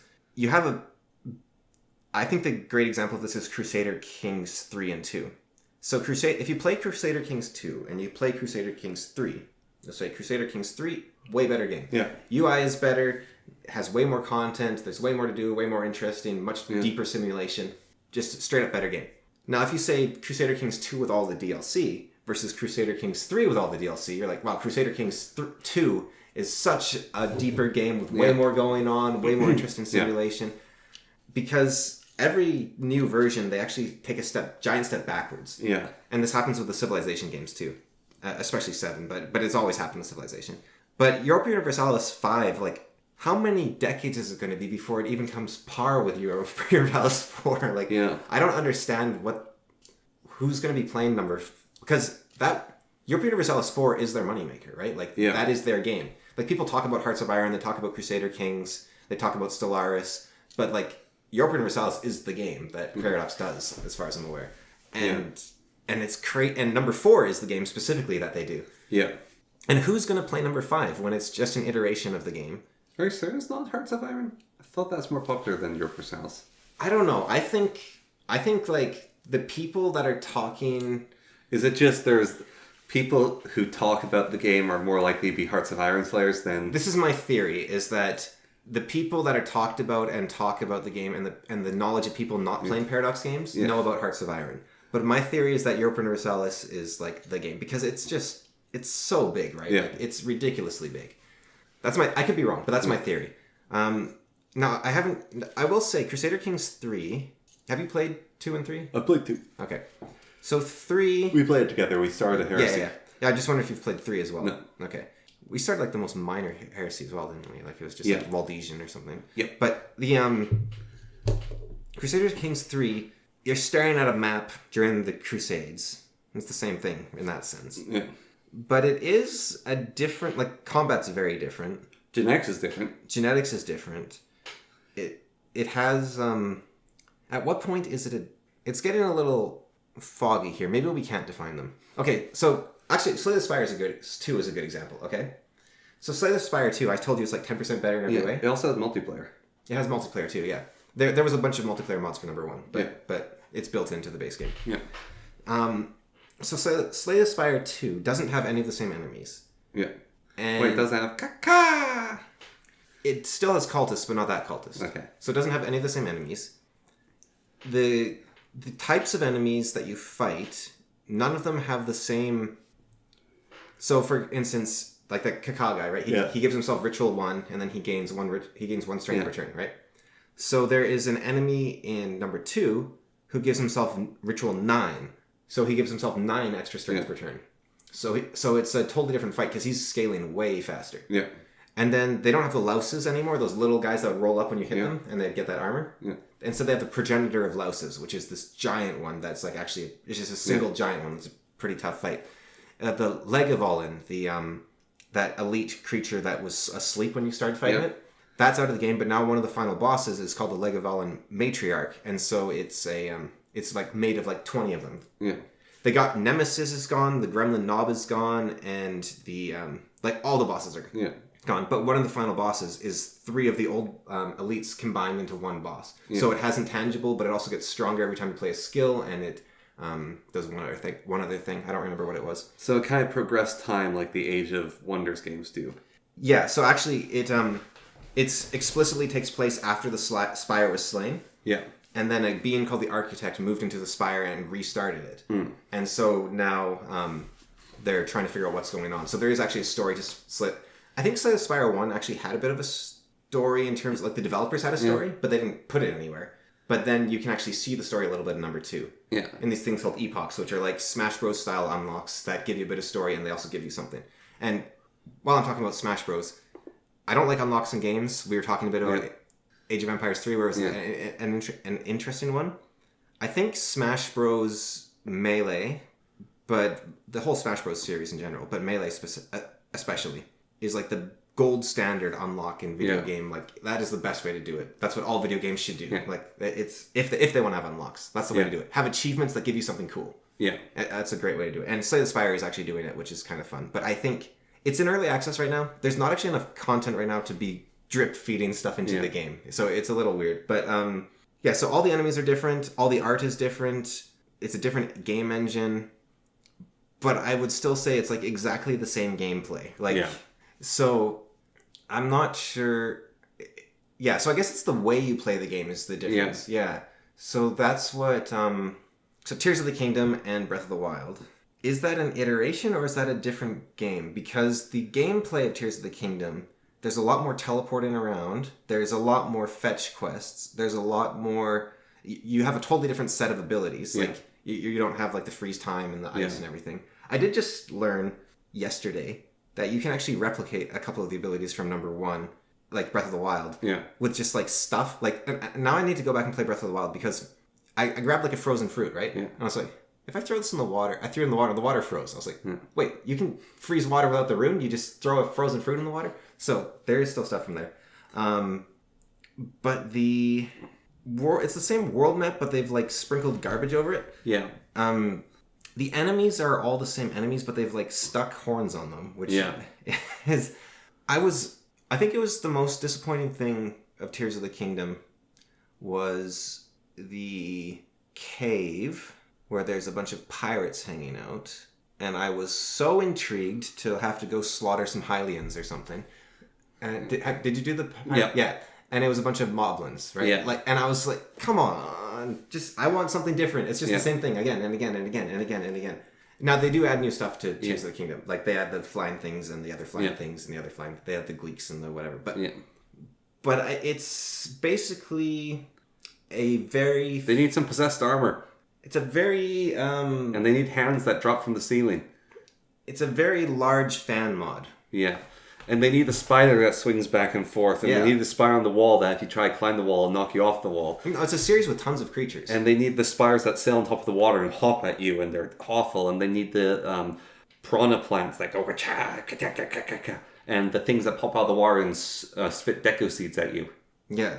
Well, I mean, they have those. But do they? They have those in Breath of the Wild as well. Do they? Yeah. Yeah. But they also... The ones that pop out of the grass and spit seeds at you? Yeah, they have those. Do they? Yeah. Yeah. Octoroks. Yeah. Yeah. They also have ones in the Elden Mountains, which will like inhale. Oh yeah, no, they do have Octoroks. You're right. Yeah. And they don't have. They don't have the spiders. Or the they're not called Dagon. What are they called? The lizard men that shoot fireballs. They don't have those. No. But no, they do have a lot. It's just and the thing about Tears of the Kingdom and Breath of the Wild, which I think doesn't get praised enough in those games, is the enemy variety is kind of like, it's not, I wouldn't say it's low because there is like 10, 12 different enemies, maybe a bit more. So there's a decent amount. But the thing that gets overlooked is I've seen a lot of complaints like, this is a AAA game and it's got like 10 enemy types. You can bribe moblins with cooked food. Well, you know those big old like lakes? Yeah. The like lakes in Tears of the Kingdom? Yeah. Those like giant worms that like, right? Yeah. I ran out of like all my weapons against one. Yeah. And I was like, okay, I don't know what to do. And so I was like, okay, I have some bomb plants in my inventory, so I'll like throw bombs at it. Yeah. But I misinputted, so I just placed the bomb in front of myself instead. Yeah. And then it lunged forward, and then it grabbed the bomb off the ground and ate it, and then jumped back, and then it went like... Yeah. And then it opened its mouth and like roared at me. So I threw a spicy pepper at it, and it ate it, and it was like, ah! It hated the spicy pepper. Like, they actually have... The AI is so in-depth for each creature, and there's so many interactions you can do.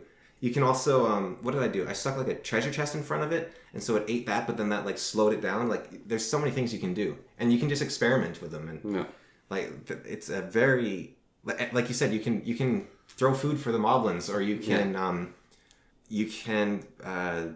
watch the big guys, like the big moblins, throw the little ones, or you can lure the robots into the moblins and have them fight, or there's a lot you can do basically. It's very in-depth AI. They have personalities and everything, so that's cool. But so I think what's going on with those two games, if it feels like a mod or a DLC, it's the same game basically. Okay, so talking about that, but which do we prefer? Okay, that's the question. Yes. I think once upon a time I would have said I prefer you take a really good game, you make it better. Yeah. Like, imagine Heroes of Might and Magic, but the creatures evolve twice. It's like, oh, it's the perfect game ever, right? Yeah. Or imagine Age of Wonders 1, but every creature has an evolution. It's like, wow, wouldn't that be so cool? It's just that game, but more. Or like it has 3 new factions, right? Yeah. Oh, that would be so cool if there's 3 new factions in Age of Wonders 1. Or look at Age of Wonders 3. They made 2 DLCs or expansions. I think they shouldn't even be called DLCs, but they made 2 expansions. They're like, we're done. We're going on to number 4. It's like, oh, but imagine if they'd done a 3rd one that had added in one more thing, right? Yeah. Now, I think in Horn of the Abyss, they've added 3 factions now to Heroes of Might and Magic 3. Yeah, I like only one of them. And they've rebalanced a lot of systems like diplomacy and necromancy, especially. Also, intelligence has been pretty overhauled. Estates has been buffed like crazy. Scouting has been buffed like crazy. Learning's been buffed like crazy. First aid's been buffed like crazy. Those changes, I don't like their nerfs. I do like their buffs. But I think the problem comes, it's like I was talking about with board games, with just infinite expansions, or like Magic the Gathering is a great example. You can just buy infinite cards. When there is nothing that needs to be added and you're still adding stuff anyways. Yes. Like, Heroes of Might and Magic, I think... I don't know if it needs more factions. Yeah, I think I prefer actually like a new game that holds the soul of the old game, which is what you should aim for. Yeah. Because Heroes of Might and Magic 2 with more... Heroes 3, ignoring Horn of the Abyss, of all the Heroes games has the most factions. Yeah. They've always... Ever since it came out, there's only been less factions after it in all the other games.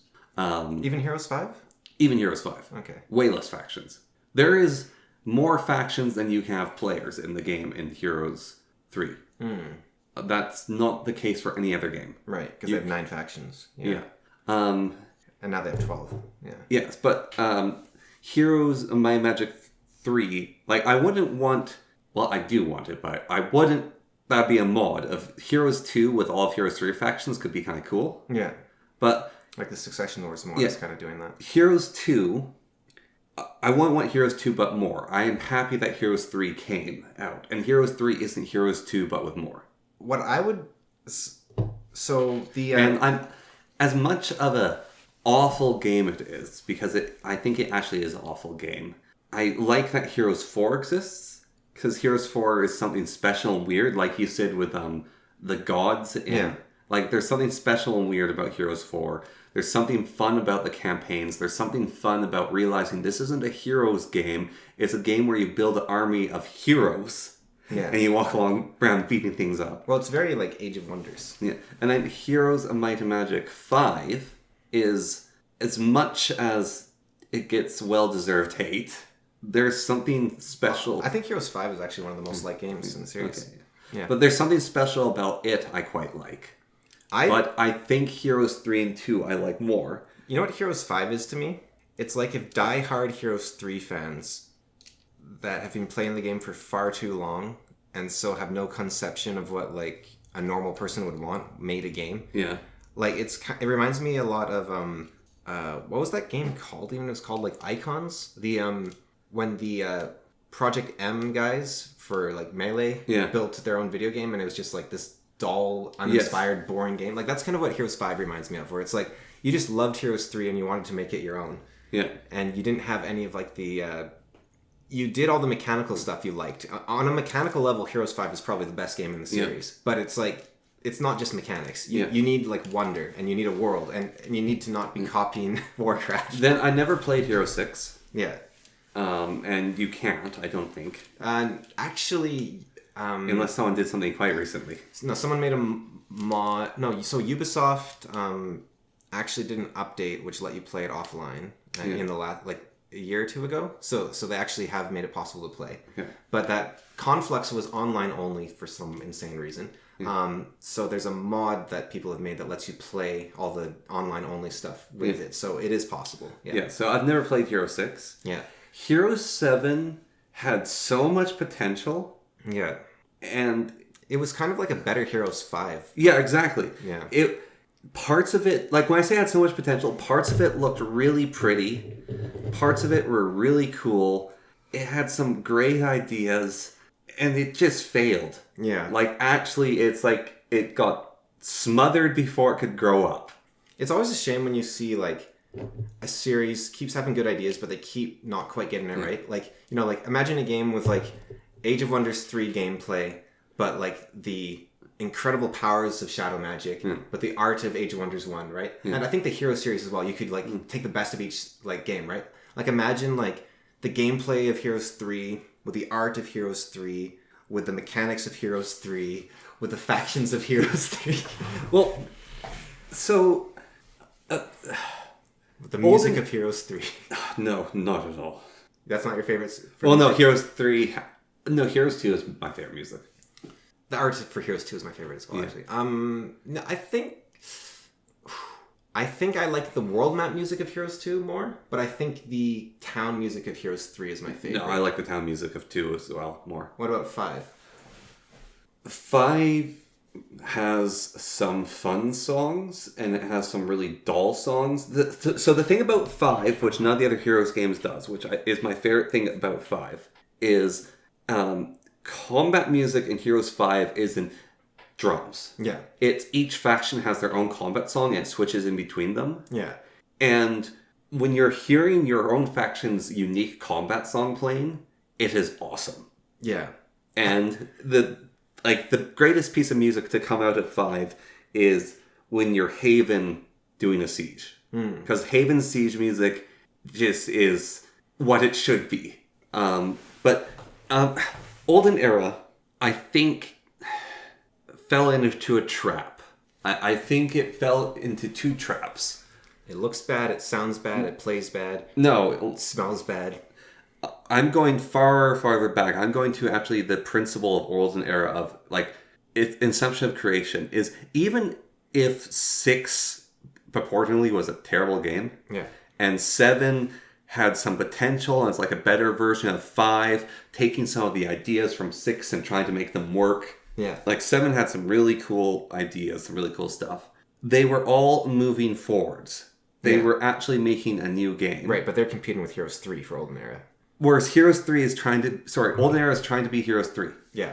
And it's the same thing that Age of Empires 4 did. Age of Empires 4... tried to be Empires 2. Yeah, it tried to be Empires 2. And you can't compete with, like, basically a perfect game. Yes. Yeah. And so that actually might be the answer to our question. But in that case, right, if you're trying to compete with a perfect game, let's say, do you keep making... So your game 1, you release it and people really like it. Game 2 is a better version. Yeah. Game 3 is a perfect version of that game. Yeah. Then you don't iterate off them anymore. Game 4 is going to be a new game. And then you could have Game 5 be a new game, or you could have Game 5 try to be an iteration of 4.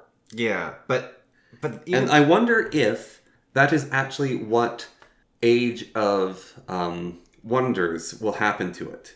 Because Age of Wonders 1 was perfect. Yeah, it's a great game. At the first throw. Yeah. Age of Wonders 2 is kind of weird. It's weird because on paper, it's a better game in every way. Yeah. Right? Like, it adds more units, more factions. It adds more powers that are more interesting. And it also adds evolutions to, like, half the creatures. Yeah. And there's a mod that adds it to every creature. Yeah. But the whole doesn't work. Like, it... Yeah, and I actually think, in a weird way, number 3 is the improved version of number 2. Instead of number 1. Yes. Oh, that's interesting. And I know it's their most popular game they've ever made, number 4. Yeah. Is it now? Wow. Yes. I don't like number 4. Yeah, I haven't played number 4. And they're releasing Paradox DLC for it, which makes me sad. Yeah, no, it's very sad. And I hope they'll break free of their Paradox shackles when they make number 5. Yeah. No, it'd be... And the biggest problem with number 4 is it isn't an Age of Wonders game. Yeah. It's Magic Civilization 5. Right, yeah. If, this is a kind of a weird one, maybe you care less than me, but if Age of Wonders 5 comes out, right? And all they've done is taken So you said, like, because there's different forms of iteration, right? Yeah. Like, you're saying Heroes 3 perfected Heroes 2, but it's a totally different art style, totally different music style, totally different tone. And I think there is, like, Slay the Spire 2, you have, like, you still have defense, and they still do 6, and you still have 3 energy. Like, it's the same mechanic. It's like the same game, basically. Just different art and different creatures. But it's the same. It's like the exact same game. And if Age of Wonders 5 came out, and it was just Age of Wonders 3, I don't mean like similar, I mean like the same models, the same, like it was just Age of Wonders 3. Yeah. Except it was on times 64 architecture instead of times 32 architecture. So you could have twice as many or 4 times as many mods. Yeah. And it instead of having an engine limitation of 3 gigabytes of RAM, it could go up to 64. I don't know, 32? I don't know how that works. Anyways, more RAM. And maybe they also just increase the resolution of the artwork, but even then I don't care. But let's say they increase the resolution of the artwork. Could that be called Age of Wonders 5? They need to add the Aztecs. Yeah. And the they need to add the Aztecs and the Archons.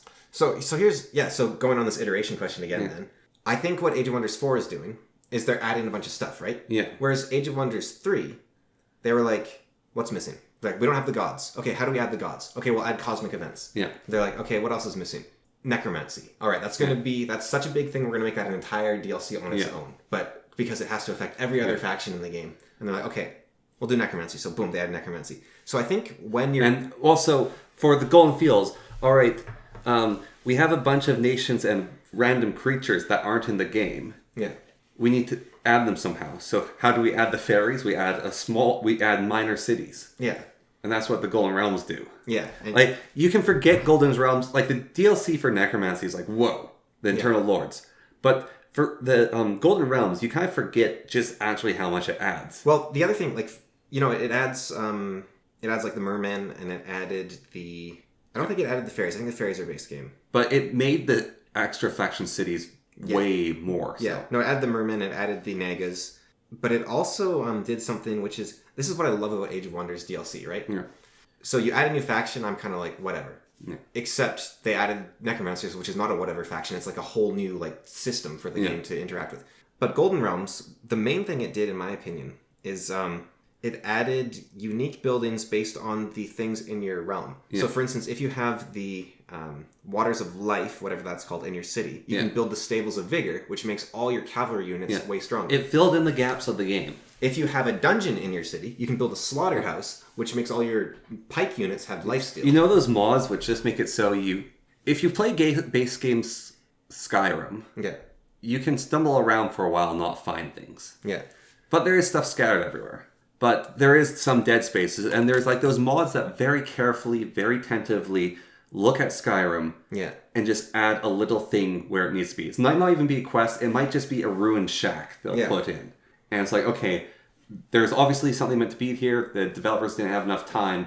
And so this mod team comes along. That is what the Golden Realms did. Yeah, well, it's almost like it's that, but it's also, like, combat in Skyrim, it's okay, but it really doesn't work. Yeah. Let's add a parry system. And let's say you like parrying, right? Yeah. And they're like, so they added like something that suffused the entire game in a very subtle way that totally... the other thing Golden Realms did, which is huge, was it added city defenses. Yeah. Because this is crazy. Like, I've been playing the old campaign. Yeah. And it's so weird when, like, you don't have any defenses when your town's attacked. Yeah. Like, you have walls, but that's it.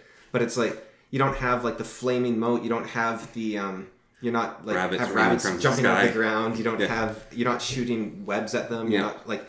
Defending a city, it's like, I could be in the city or not in the city. It's going to be the same. I'm going to lose this fight. But now it's like, I have 2 guys in the city and I'm going to win. Yeah. Because I've got so many more tools at my disposal. And now, it doesn't reach the levels of Shadow Magic. Shadow Magic city defense was ridiculous. Yes. It was like, you want this laser beam that just, like, wipes out them while your walls are immune to magic and also enchanted. And there's a force field over your city. And there's a force field so they can't cast spells inside your walls. Like, Shadow Magic got out of hand. Like, the cities were, like, impenetrable. They were crazy.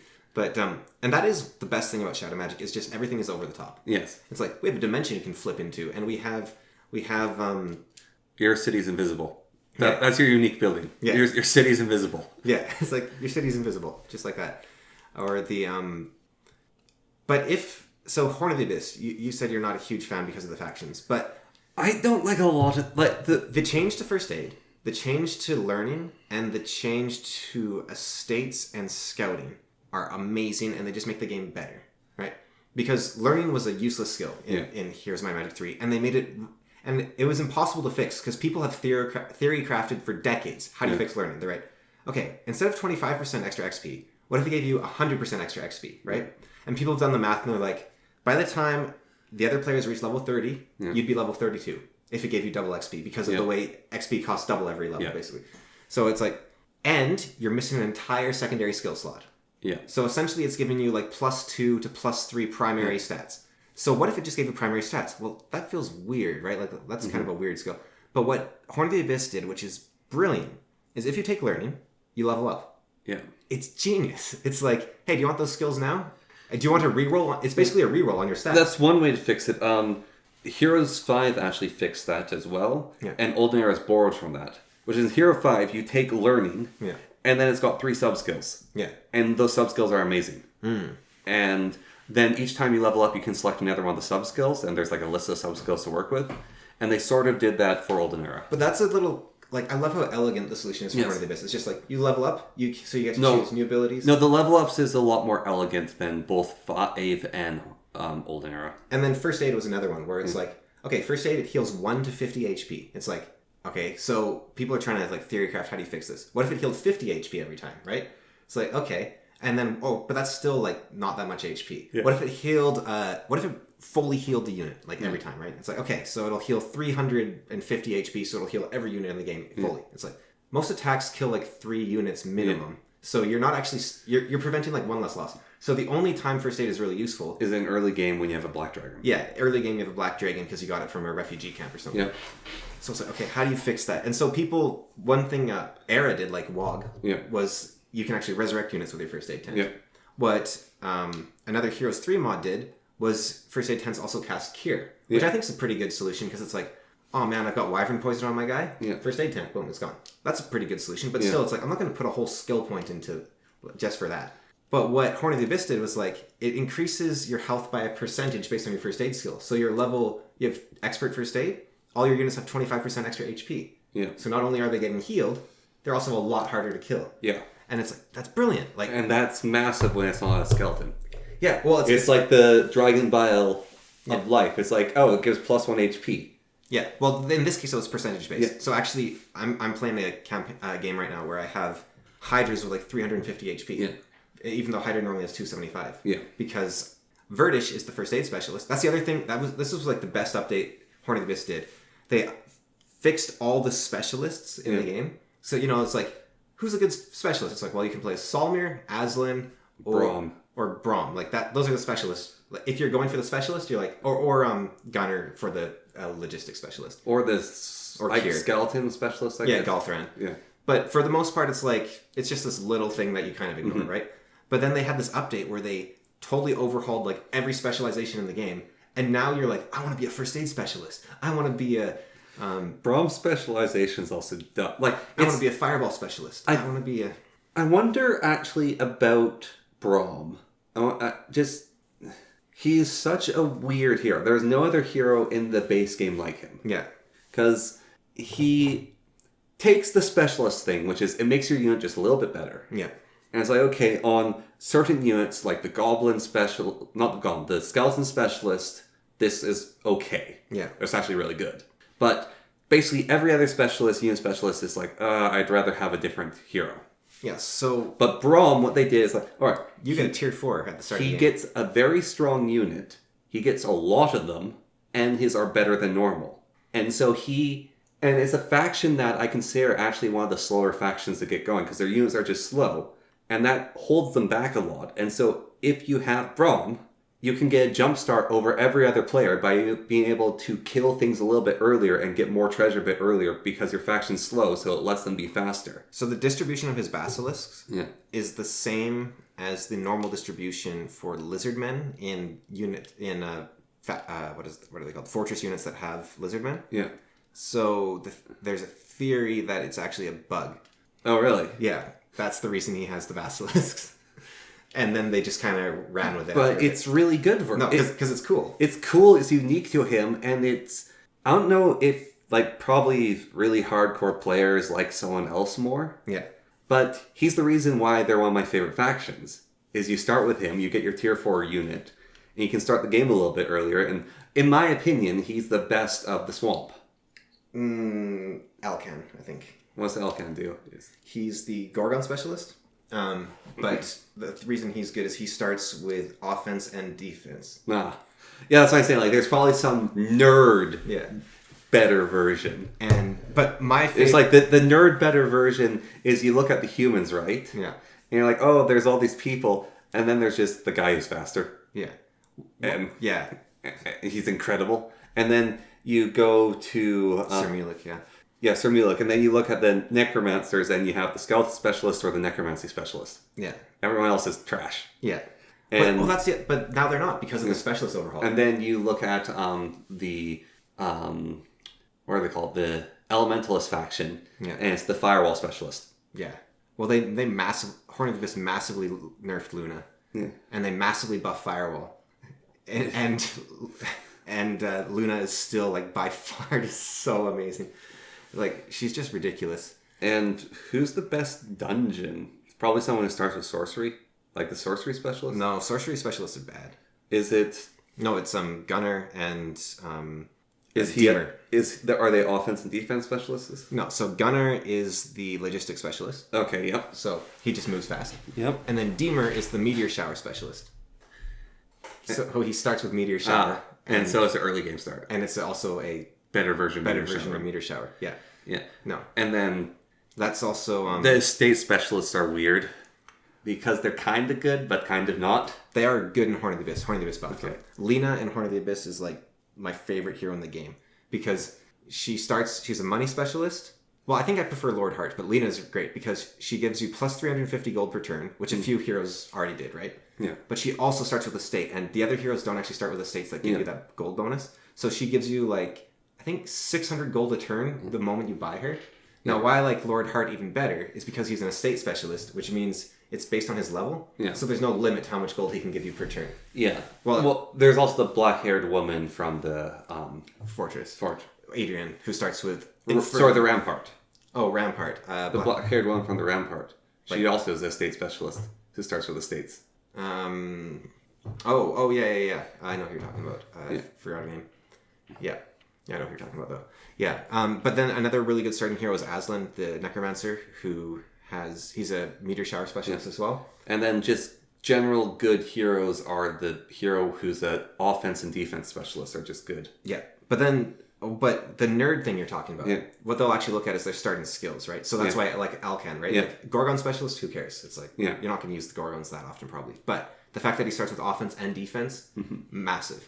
Another one, really, the nerd starting hero is Shakti, because he starts with like 90 troglodytes. Yeah. And so he's like the strongest hero on the map. Isn't he also a troglodyte specialist? Yeah. Yeah. But he's like the strongest hero on the map when you buy him, basically. Yeah. He's overwhelming just early game. And then Solmir, of course, Chain Lightning Specialist. Yeah. Massively powerful. And the Hypnotist Specialist. Oh. Astral. Yeah, no, he's useless. He is useful in niche situations. Horn of the Abyss has also added some really cool specialists that I wish they went back and redid a few more like this. Yeah. So, for example, Eovatius is the clone specialist. So the first time he clones someone, he clones them twice. That's just fun, right? Yeah. That's just fun. Another one is they should fix the hypnotism specialist. Another one is... It would just be fun. I don't know if it'd make him good. Yeah. But what I do to the hypnotism specialist is if you're undead or a construct, he doesn't care. I think that'd be fun. I think what they could... it wouldn't make him good, but it'd make him fun. What they could also do is make hypnotism like Heroes 2, where it's just guaranteed. Yeah. But it only lasts until they get hit or for like one turn. Yeah. I think that would be way better. Yeah. What was the other really... A controlled version of Berserk. They have a Sentinel specialist. Sentinels are the... that new faction that's like the desert with the hobbits and everything. Yeah. So they're like the robots. Yeah. So he's a Sentinel specialist. They explode, right? They self-destruct. Yeah. His specialism is that based on his level, the explosion does more damage. That's just fun. Like it just gets better.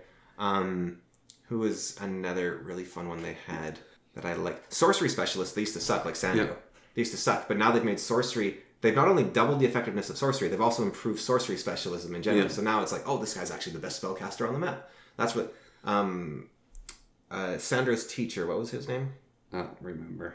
Anyways, that guy, just in the base game even, he's good. He's the resurrection specialist. Yeah. That's just good. Yeah.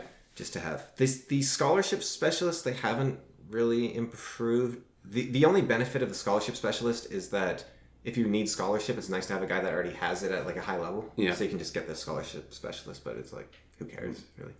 Yeah.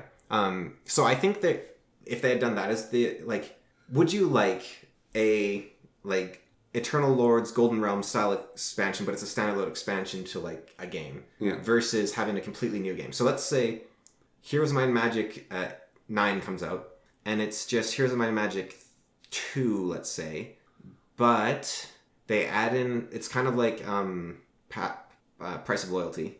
They add in a couple new buildings, and like one of the buildings is like a different kind of hill fort, which upgrades neutral, like 3 neutral units. So like rogues become a better rogue, and Genies become a better genie. Genies become a better genie, and Medusas become a better Medusa. But it's like, it's just a map object that you occasionally see, right? And maybe they also add like another map interaction so that if you take your skeletons to the demon cave, they also become like skeleton archers or warriors or something. But it's just a little bit of extra like mystery and wonder in there. Would you rather have that, or would you rather them just like, let's try Heroes 9, totally new slate? So I think it would be, I'd rather them do Heroes 9. Yeah. Because it's basically what is if your first game has things to be improved on, then improve them. If your first game has a bigger story to tell the bigger story.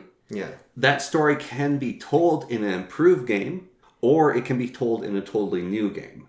But once your first game's good enough, you should make a new game, even if it's a new game in the series. Yeah. What if... Because my problem with, like... Well, so here, like Baldur's Gate and Icewind Dale are the same game. Yeah. But Icewind Dale's like a series of fights, whereas Baldur's Gate's like a story, right? Yeah. Like that's kind of the difference, I guess. And I think Baldur's Gate is better for it, probably. Yeah. If, like, I would much rather have Heroes 9, and I would much rather have Age of Wonders 5 than... iteration of 3 or 4? Yes. What if... Here's the thing. Like, I would love for more DLC to be added to 3, and what you said of all the engine improvements to number 3, that'd be great. Like, they make it 64 instead of 32, and they take Old Man the Sea and make it a proper DLC to their standards. Like, do something like that. Yeah. That would be really good. But if they actually... I would totally buy, like, Age of Wonders 3 again if it was just the new engine. And also, there's some modding problems I have with the modding system that just annoy me. Like, for instance, like the Old Man on the Sea, right? It's a great expansion to, by Glow Eye to give you, like, a couple new factions on the water. The problem is it conflicts with every single other, what are they called? Dwelling mod. Yeah. Because all dwelling mods conflict with each other. You can only add one dwelling to the game. Yeah. You can make patches to fix that, but it's like, I wish that it just worked. Like, because it... And it's one of those things, I don't know if you've heard about Civ 7. They're actually trying to remake the game.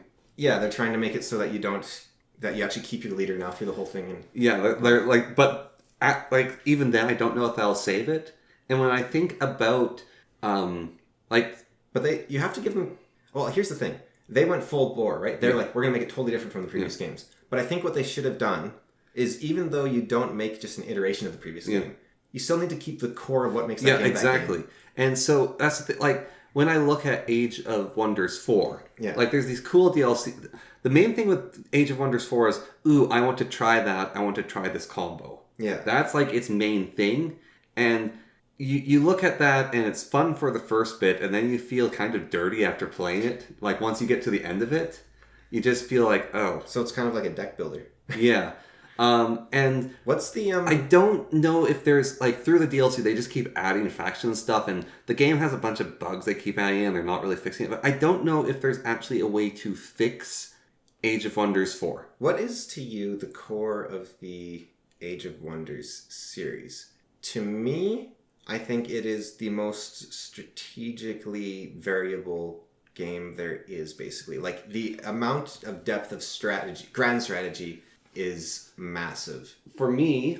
And also the tactical combat is like good compared to most other games in the genre. So for me, it is a isometric game. Okay. So like not having equal, you can get things, but you have your starting factions or things. You can blend them together. But it's also, it is the... Wait, isometric in games, people are normally talking about the measures of the art style. So you're talking about something else. You're talking about all the factions are different. Oh, so not isometric. Asymmetric? Asymmetric, yeah. So isometric would be they're all the same. Yeah, so it's an asymmetric game based on your choices rather than, like, your start does influence it, but it's an asymmetric game based on your choices. If you choose, like, especially number 1, where you can make certain races just hate you and they'll, like, rebel against you whenever you work with them. Right. So there is an asymmetric game based on your choices, but also the strategy and the tactic blend, and how you actually can play the game relying on one or the other. Yeah. And that's kind of interesting, yeah. Like, and most people play tactically. Yes. But... Well, most people don't even play tactically. Most people play tactically in an abuse of the AI. Yeah. They're not actually good against other players. Yeah. Well, I guess it depends on, like, Yeah, or they do... there's one guy I'd play with, he would only ever play Draconian sorcerers. Yeah. Because the Draconian Apprentice would throw a stunning area of effects. Yeah. Which is the only way you can get a stunning area of effect in the game, basically. And so he was like, well, it's clearly just the best combo in the game, so that's what I'm going to play as. Yeah. And it's like, yeah, but you could be doing different strategies. You could do so much more. Even with that, it's clearly the best strategy in the game. Yeah. Unless you're playing against a player. Yeah. And not by email, like actually playing a LAN. Or if I've played this guy like 4 times, let's say, I'm like, okay, I'm going to go at air mastery, and then I'm just going to summon air elementals that can't be stunned, and then what are you going to do? Yeah. It's like right when I would play against you, you were far better at the Empire. You would actually have better armies than me, but I could match you because I could play the tactics a little bit better.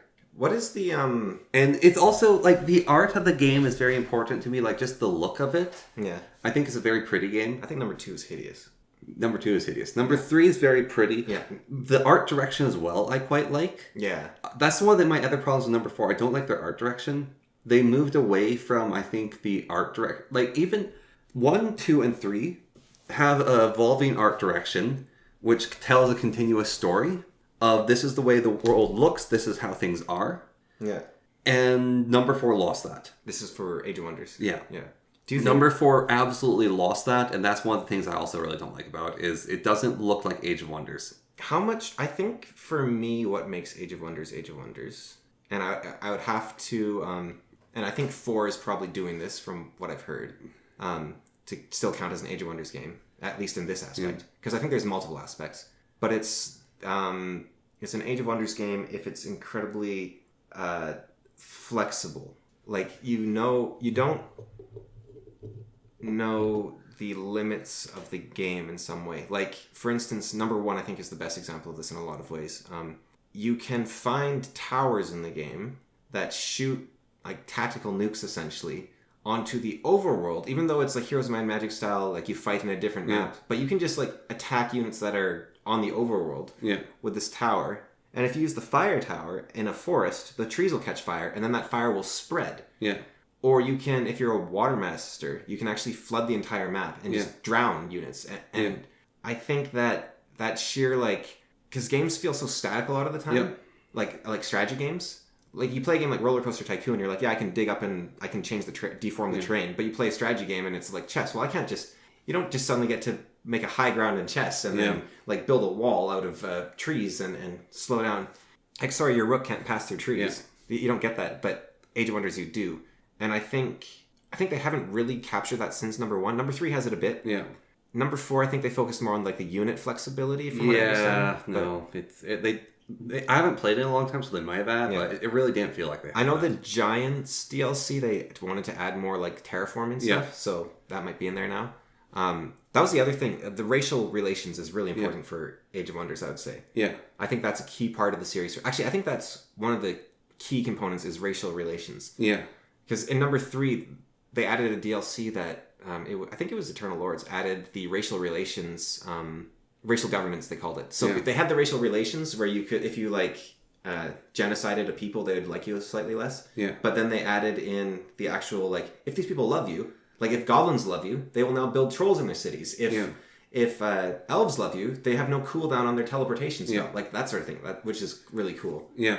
And I think I don't know if number 4 does that. No, it can't. Number 4 doesn't have races as of such. Right. Do they at least... I don't know how it works, but you build a race and your opponents build a race at the start of the game, right? Is the world... Because there's neutrals in the game still, I assume. Yeah. So is the world populated by the races you guys created, or... It's populated by neutrals. Okay. Because that would be kind of interesting if, like, you're like, well, my opponent's race is, like, way better than mine. I'll just take one of their cities and then, like... Yeah, you can... No, you can't really do that. No.